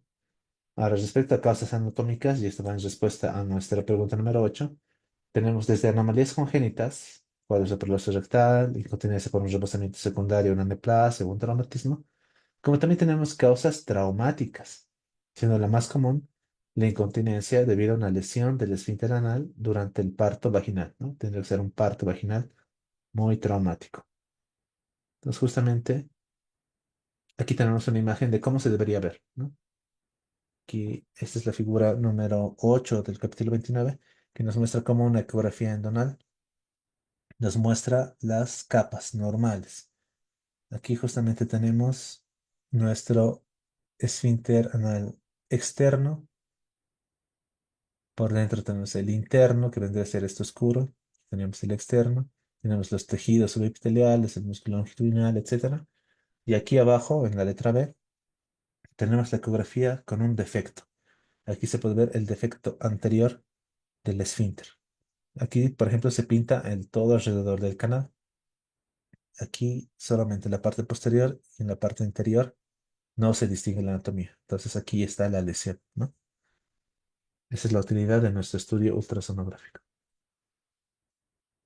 Y ya para finalizar, una parte un poco extensa también de estas consideraciones generales es las consideraciones quirúrgicas, mencionando los procedimientos más frecuentes que se realizan en patología de intestino grueso.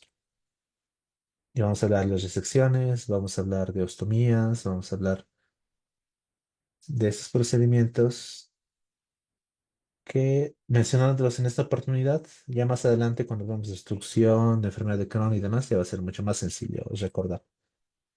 Y aquí tenemos el primer punto clave del capítulo que nos dice, los principios de la resección tienen que ser la técnica de depuración mesentérica que determina la extensión de la resección y también está determinado por la naturaleza de la patología primaria. No es lo mismo reseccionar por un tumor que reseccionar por un vólvulo. También la intención de la resección, si nosotros queremos solamente extirpar y hacer anastomosis o estamos extirpando para hacer una colostomía terminal. También dependerá mucho de la ubicación de la lesión. No es lo mismo tratar colon izquierdo que colon derecha. Y también las condiciones del mesenterio, ¿no? No es lo mismo hacer una resección en un paciente joven, preparado y en un procedimiento electivo que realizarlo en un paciente de la tercera edad con comorbilidades, con un cuadro urgente, ya sea por un vólvulo necrosado, perforado. o con patología vascular intestinal ya complicada. Entonces, las condiciones del mesenterio también son importantes. Todo eso determina los principios a seguir para pensar en una resección de colon.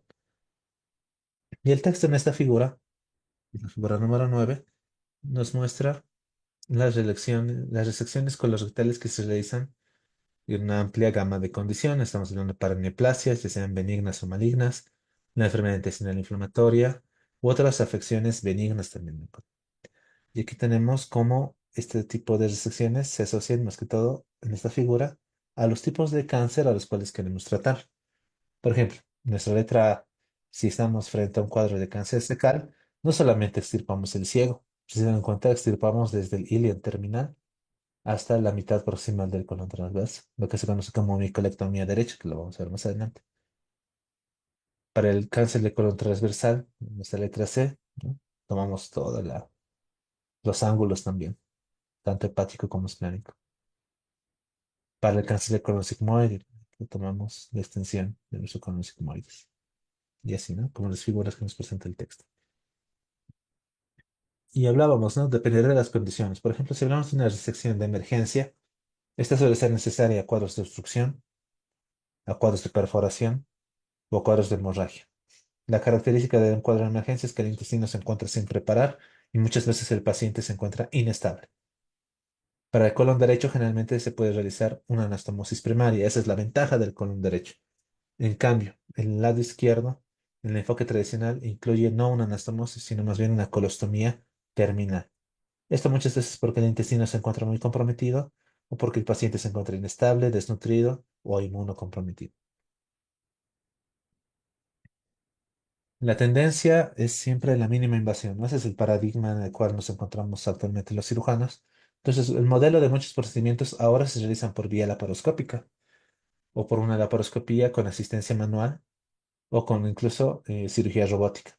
Son las ventajas de que tiene mejor resultado cosmético o estético, una disminución del dolor postquirúrgico, un retorno más rápido de la función intestinal, un menor impacto inmunodepresor, una mejoría de la supervivencia a largo plazo.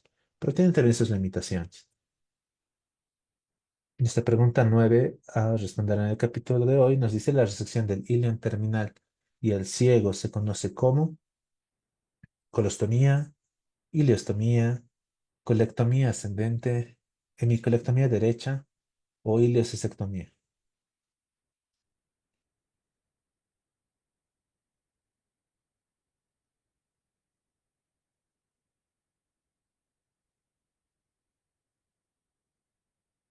Veamos nuestras respuestas. Inciso D, de hemicolectomía. Mm, veamos la respuesta correcta. Ileocistectomía. A ver, veamos nuestra figura. Habíamos dicho que esta figura es la hemicolectomía derecha y nuestra pregunta solamente mencionaba ilion terminal y ciego. Aquí estamos viendo que la hemicolectomía derecha extirpa también el colon ascendente y la mitad proximal del colon transverso. Entonces solamente ileocistectomía. ¿Por qué razón? Porque aquí el texto en esta figura, que es la figura número 10, nos muestra la terminología de los diferentes tipos de resecciones colorectales. Entonces, ¿qué es lo importante?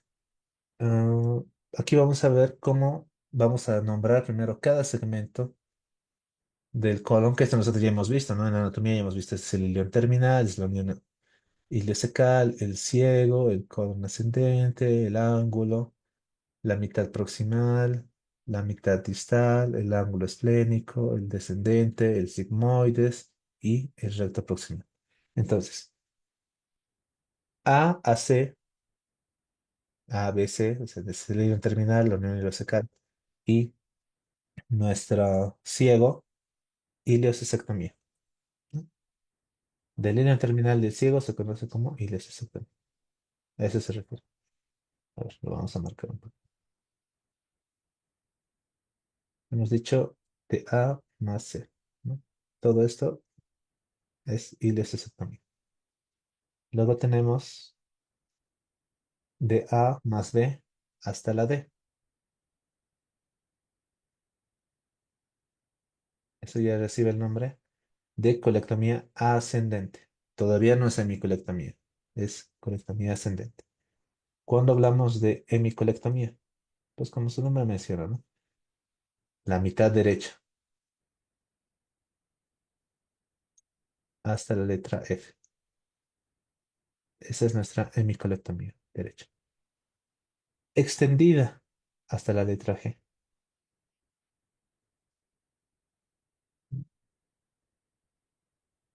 Una hemicolectomía extendida. Una colectomía transversal, solamente desde la letra E, que es nuestro ángulo, hasta F, de igual forma G y H.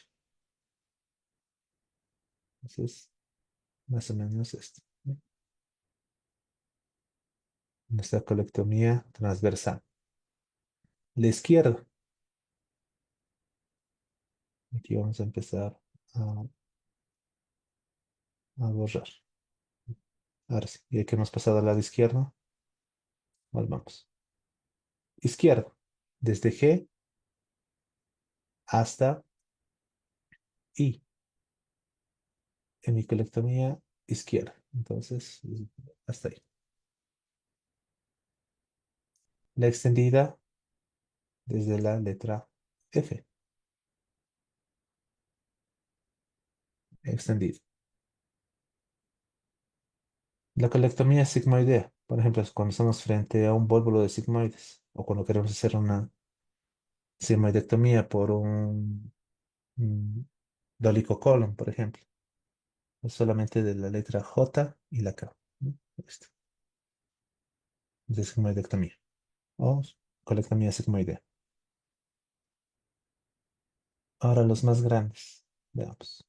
Vamos a borrar de nuevo. Y tenemos, por ejemplo, nuestra colectomía subtotal. A, B, pues estamos hablando de nuestro ilion terminal, la unión ileocecal, hasta la letra J. Prácticamente todos. Subtotal.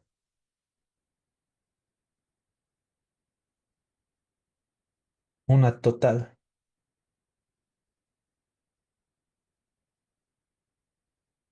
desde la letra A hasta la letra K. Prácticamente todo. Solo estamos dejando el recto. Y la proctocolectomía total, y procto que viene de recto, es desde la letra A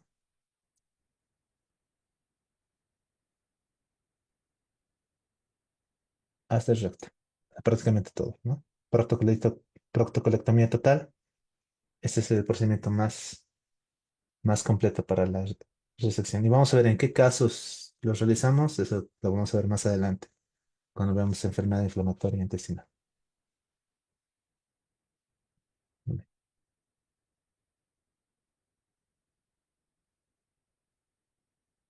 Nuestra última pregunta es responder durante la exposición. La resección de toda longitud de colon, incluyendo ilion terminal y el recto, se conoce como, lo vuelvo a repetir,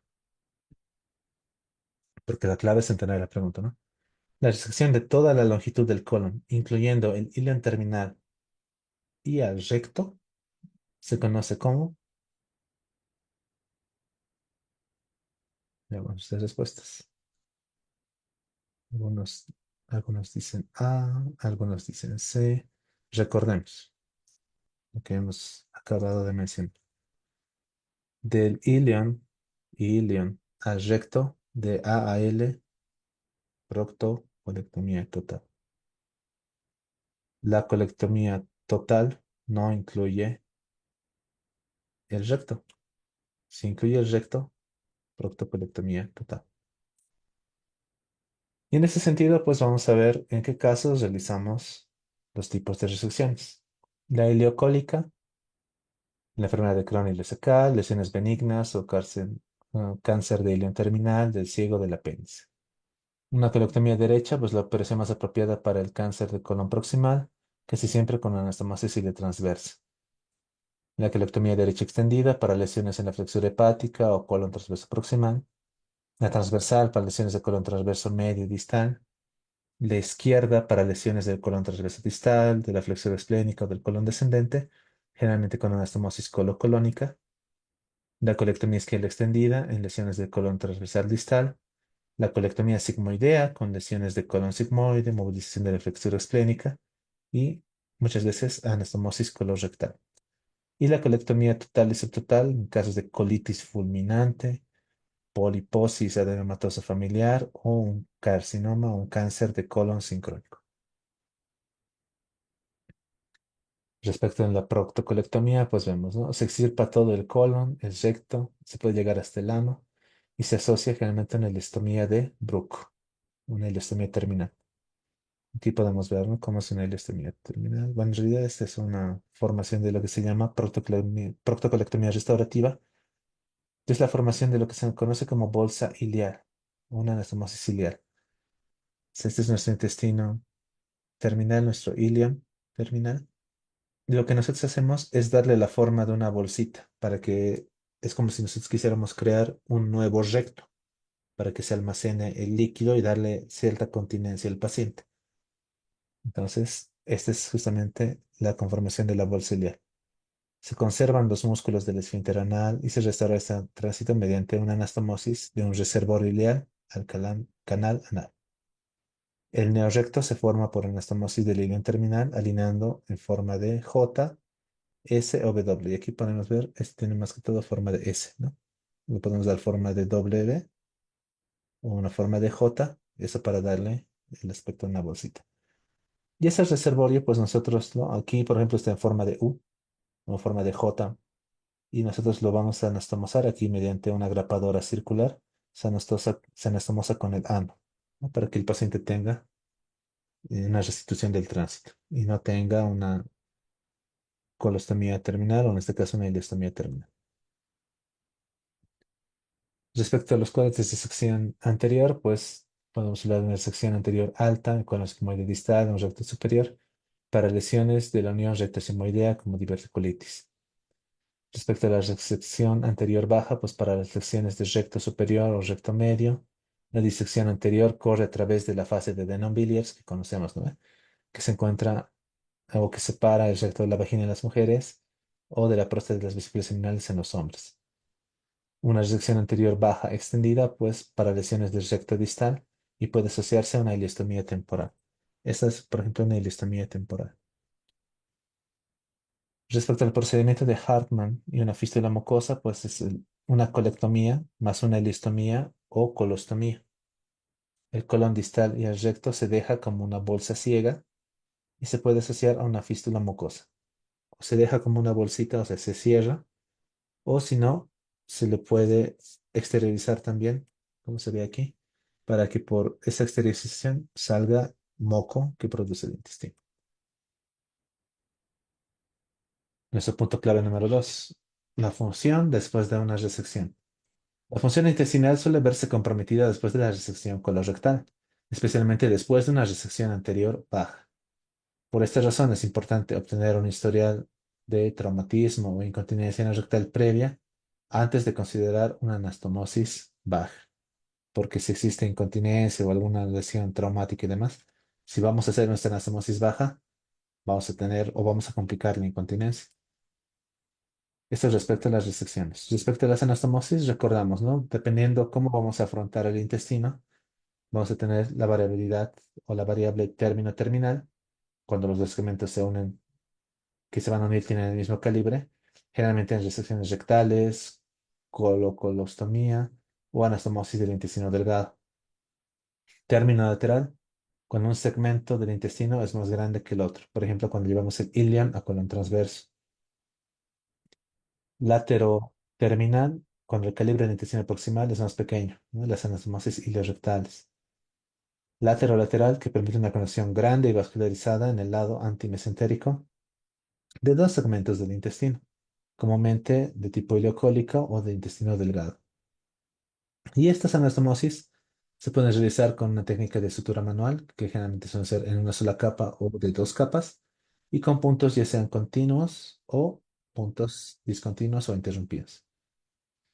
También se puede realizar mediante técnicas de grapado, que pueden ser las grapadoras de corte lineal para anastomosis laterolaterales o las de corte y grapado circular, como esta figura de acá, ¿no? Esa, por ejemplo, es circular,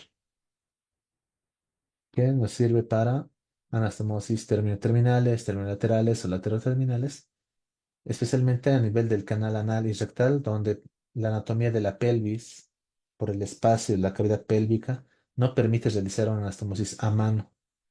Hace que ese procedimiento a mano sea difícil o incluso imposible, dependiendo de la altura en la cual nosotros queremos realizar la anastomosis. Y aquí tenemos, ¿no? Por ejemplo, esta es una término terminal. Los dos cabos tienen el mismo diámetro, entonces se afrontan uno frente a otro. Vale la redundancia para hacer la sutura. Aquí vemos cómo es una sutura a mano, ¿no?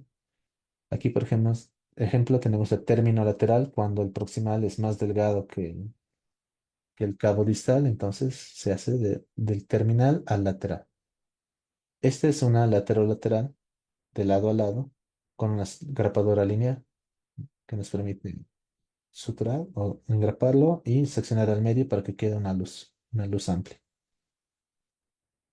Y aquí vemos, ¿no? Para casos de resecciones o anastomosis que vienen a ser anorrectales o anocolónicas y demás, o rectonales, esta cavidad, este espacio de la cavidad pélvica no permite que nosotros suturemos a mano.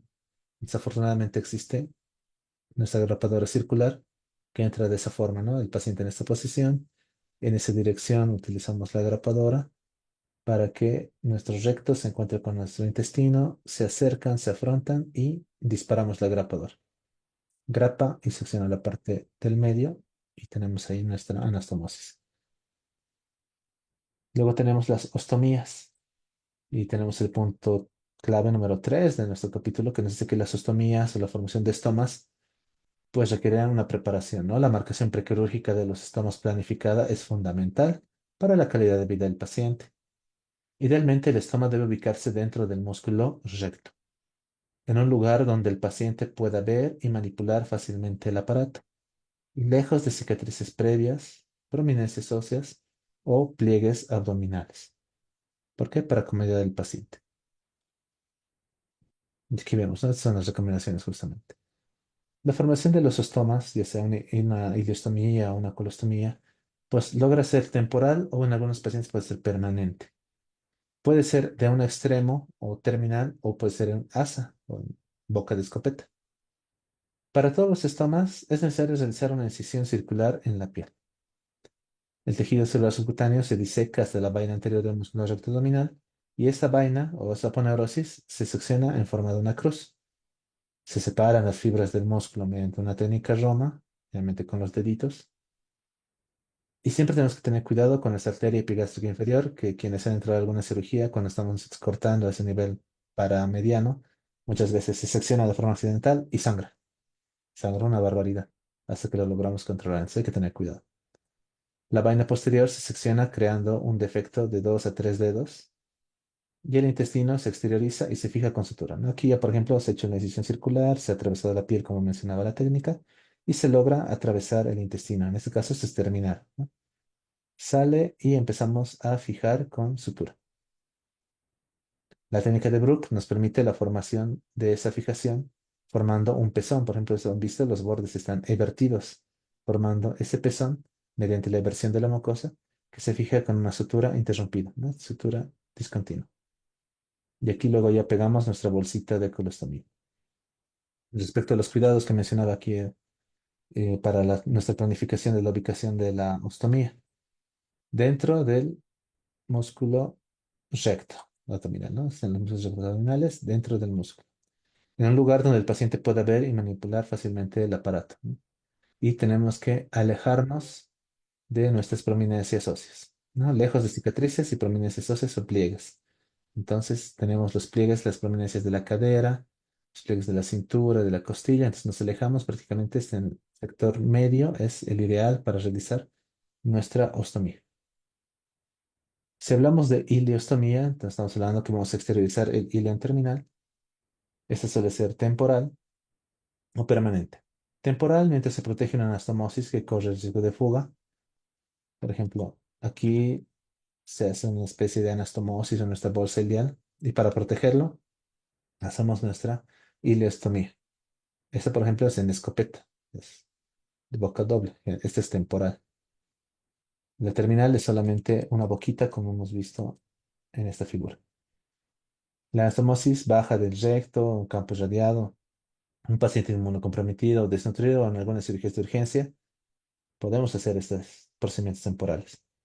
El permanente es a veces necesario después de una proctocolectomía total en pacientes que han sufrido obstrucción. También se puede realizar una ileostomía temporal y la ileostomía terminal es la más indicada en estos casos, ¿no? O sea, solamente una boquita.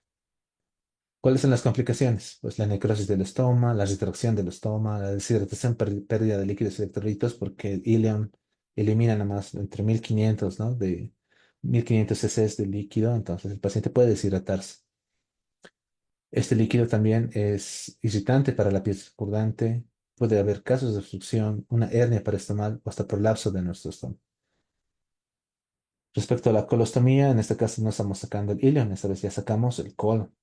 La mayoría de las colostomías se confeccionan de forma terminal y no en asa y se maduran con técnica de Bruch, de esa misma forma. ¿No? Es la técnica de Bruch para la maduración. ¿Cuáles son las complicaciones? De igual forma, necrosis de la colostomía, su retracción, la obstrucción, que en estos casos es inusual por el calibre del intestino. Una hernia paraestomal es la complicación más tardía y también la más frecuente. El prolapso es raro, pero es más frecuente en las colostomías en asa. Y la deshidratación también es rara, porque dependiendo de la altura del colon, pues no se elimina tanto líquido como en la ileostomía. Y de igual forma, el líquido que elimina el colon no es tan irritante para la piel como en el caso de una ileostomía. Respecto a los resultados funcionales, el funcionamiento que sigue la reacción colónica segmentaria y la anastomosis primaria, por lo general es excelente. O sea, le damos cierta calidad de vida al paciente. Un pequeño porcentaje de pacientes va a referir diarrea. Mientras más distal es la anastomosis, hay más riesgo de diarrea. Los problemas físicos y psicológicos asociados a una ileostomía de Bruch llevaron al desarrollo de una ileostomía con bolsa de Koch, o sea, formar un reservorio. Sin embargo, la formación de este reservorio para que el paciente tenga cierta cantidad de continencia, pues produce una alta morbilidad. O sea, esta bolsa se complica. Por eso, generalmente no se realiza de forma rutinaria. Actualmente no se realiza, en otras palabras. La formación de una bolsa ileoanal es atractiva, pero los resultados distan de ser perfectos. La bolsa ileoanal es justamente esta de acá, ¿no? Con el ileo formamos nuestra bolsita de reservorio y esto lo anastomosamos al ano y ya tenemos nuestro tracto o nuestra restitución de tracto intestinal. Sin embargo, si bien es atractivo, no tiene resultados perfectos. ¿Por qué? Porque el paciente presenta de entre 8 a 10 evacuaciones al día. Puede tener incontinencia nocturna y esta bolsita, que no está diseñada para ser un reservorio de líquido, puede inflamarse, lo que se conoce como bolsitis. Y bueno, ya finalizando, pues dentro de los preliminares quirúrgicos, cuando vamos a preparar a un paciente para una cirugía de intestino grueso, uno de los pilares es la preparación intestinal, ¿no? Cuyo objetivo es disminuir la carga bacteriana y así disminuir también el riesgo de infección postoperatoria. Requiere una preparación intestinal mecánica y también la profilaxis antibiótica. Respecto a catéteres ureterales, pues los catéteres iluminados ayudan a la identificación especialmente de los uréteres. Esto cuando estamos trabajando muy inferiormente. Esto se ve más que todo en cirugías ginecológicas, ¿no? Cuando hablamos de histerectomías por la temida complicación del compromiso o lesión de los uréteres, pues poder instalar catéteres iluminados fluorescentes por vía cistoscopía a los uréteres los ayuda a identificarlos durante las cirugías y así también cuidarlos, conservarlos para que no exista mucho riesgo de lesión. Y también menciona, ¿no? Para afrontar mejor este tipo de pacientes con enfermedad proctológica o colónica, se requiere un equipo multidisciplinario. La presencia de un coloproctólogo, de un urólogo o de un uroginecólogo. También si estamos frente a patología oncológica, la presencia de un oncólogo clínico o un radiooncólogo le oferta mejores resultados al paciente. Como les dije, es un capítulo o una parte del capítulo un poquito amplia. muy variable, ¿no? Hemos hablado anatomía, embriología, fisiología, semiología, estudios complementarios y también hemos abordado lo que vienen a ser técnicas quirúrgicas, pero todo eso nos sirve para que cuando hablamos ya de la patología específica podamos justamente solamente recordar y más bien reforzar con en qué casos vamos a hacer, qué tipo de resección o por qué estamos pidiendo ecografía, por qué pedimos tomografía, etcétera. En fin, ya para finalizar, vamos a hacer un pequeño resumen muy puntual de lo que acabamos de ver. Y vemos, ¿no? Cuando hablamos de colon recto llano, pues respecto al colon, sus divisiones anatómicas son el ciego como primera porción, que recibe el contenido del ileón terminal, un colon ascendente que sube por el lado derecho del abdomen, que es fijo, un colon transverso que cruza el abdomen de derecha a izquierda, relativamente móvil, un colon descendente que desciende por el lado izquierdo, igual fijado al recto peritoneo, un colon sigmoide que conecta el colon descendente con el recto, que es una sección extremadamente libre, muy propensa a obstrucciones, y finalmente el recto y el canal anal como últimas porciones encargadas de la expulsión de las heces, un mecanismo de continencia y defecación. Disfunciones principales, tenemos, ¿no?, la absorción de agua, electrolitos. Recuerden que el colon convierte el quimo líquido en heces semisólidas. La formación y almacenamiento de las heces que se almacenan en el colon sigmoideo hasta su expulsión. También la motilidad, ¿no?, los movimientos peristálticos y segmentarios que ayudan en la mezcla y propulsión del contenido intestinal. Respecto al recto, su ubicación y extensión, pues como la porción final del tracto gastrointestinal se extiende desde el colon sigmoideo hasta el canal anal, aproximadamente 12 a 15 centímetros. Su función principal es el almacenamiento temporal de las heces antes de la defecación y la coordinación de la defecación mediante la relajación de los esfínteres anales internos y externos con la contracción voluntaria del esfínter anal externo. También tenemos la irrigación, que es importante que esté recto, la parte superior por la arteria rectal superior, que es rama de la mesentérica inferior, y las ramas arteriales rectales medias inferiores, que son ramas de la arteria ilíaca interna.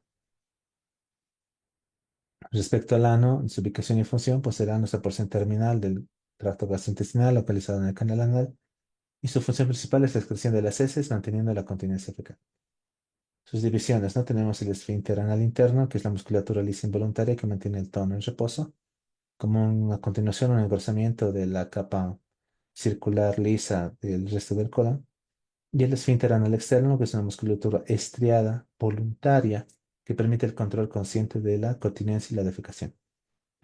Respecto a su inervación, tenemos inervación somática, la inervación del esfínter anal externo por el nervio pudendo, y también tenemos una inervación autonómica, la inervación del esfínter anal interno por los nervios simpáticos y parasimpáticos.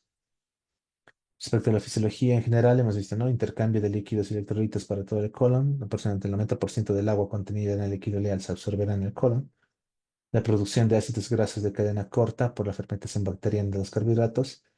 La presencia de la microbiota colónica y la formación de gas intestinal.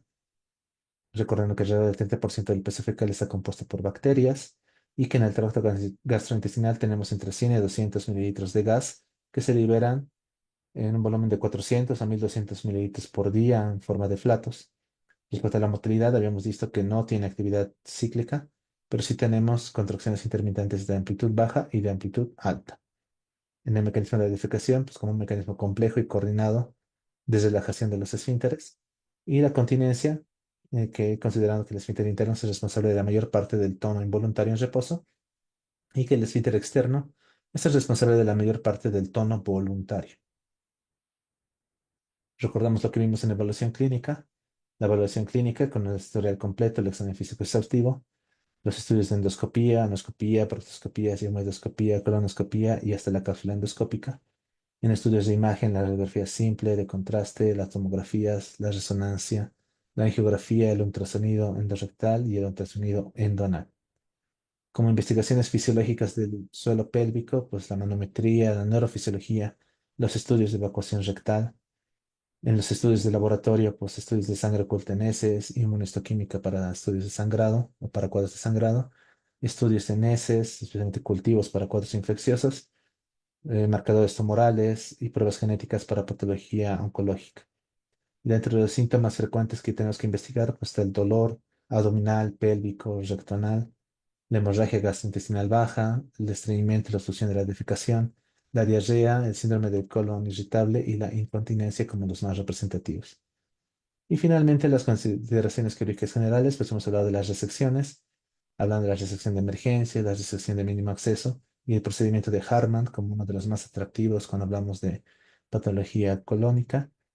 Tenemos los cuadros de anastomosis, que hemos visto que pueden ser término terminal, término lateral, lateroterminal, laterolateral, y esas pueden ser a sutura a mano o con grapadoras o sutura mecánica. Y las ostomías, ¿no? Hemos descrito la ilostomía y la colostomía. Y dentro de los preliminares quirúrgicos, importante, ¿no? La preparación intestinal, el uso de catéteres ureterales y el equipo multidisciplinar. Muy bien, eso respecto a nuestra clase de esta noche. Como les había anticipado, es una parte un poco extensa del tema. Sin embargo, nos prepara para que cuando nosotros abordemos los temas específicos, lo podamos hacer de una mejor manera. Si no tenemos preguntas para esta clase, pues podemos finalizarla recordándoles que el día jueves vamos a tener dos temas. Vamos a ver la enfermedad diverticular, también lo que viene a ser los cuadros obstructivos, que si revisan el texto es bastante puntual, ¿no?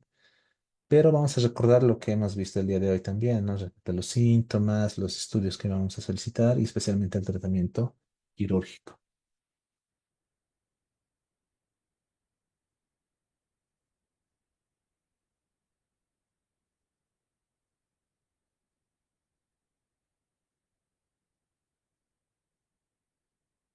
Muy bien. Si no tenemos preguntas para esta clase, pues les agradezco mucho su atención. Deseo que tengan una buena noche y nos encontramos el día jueves con patología de intestino grueso. Que tengan muy buenas noches, doctores.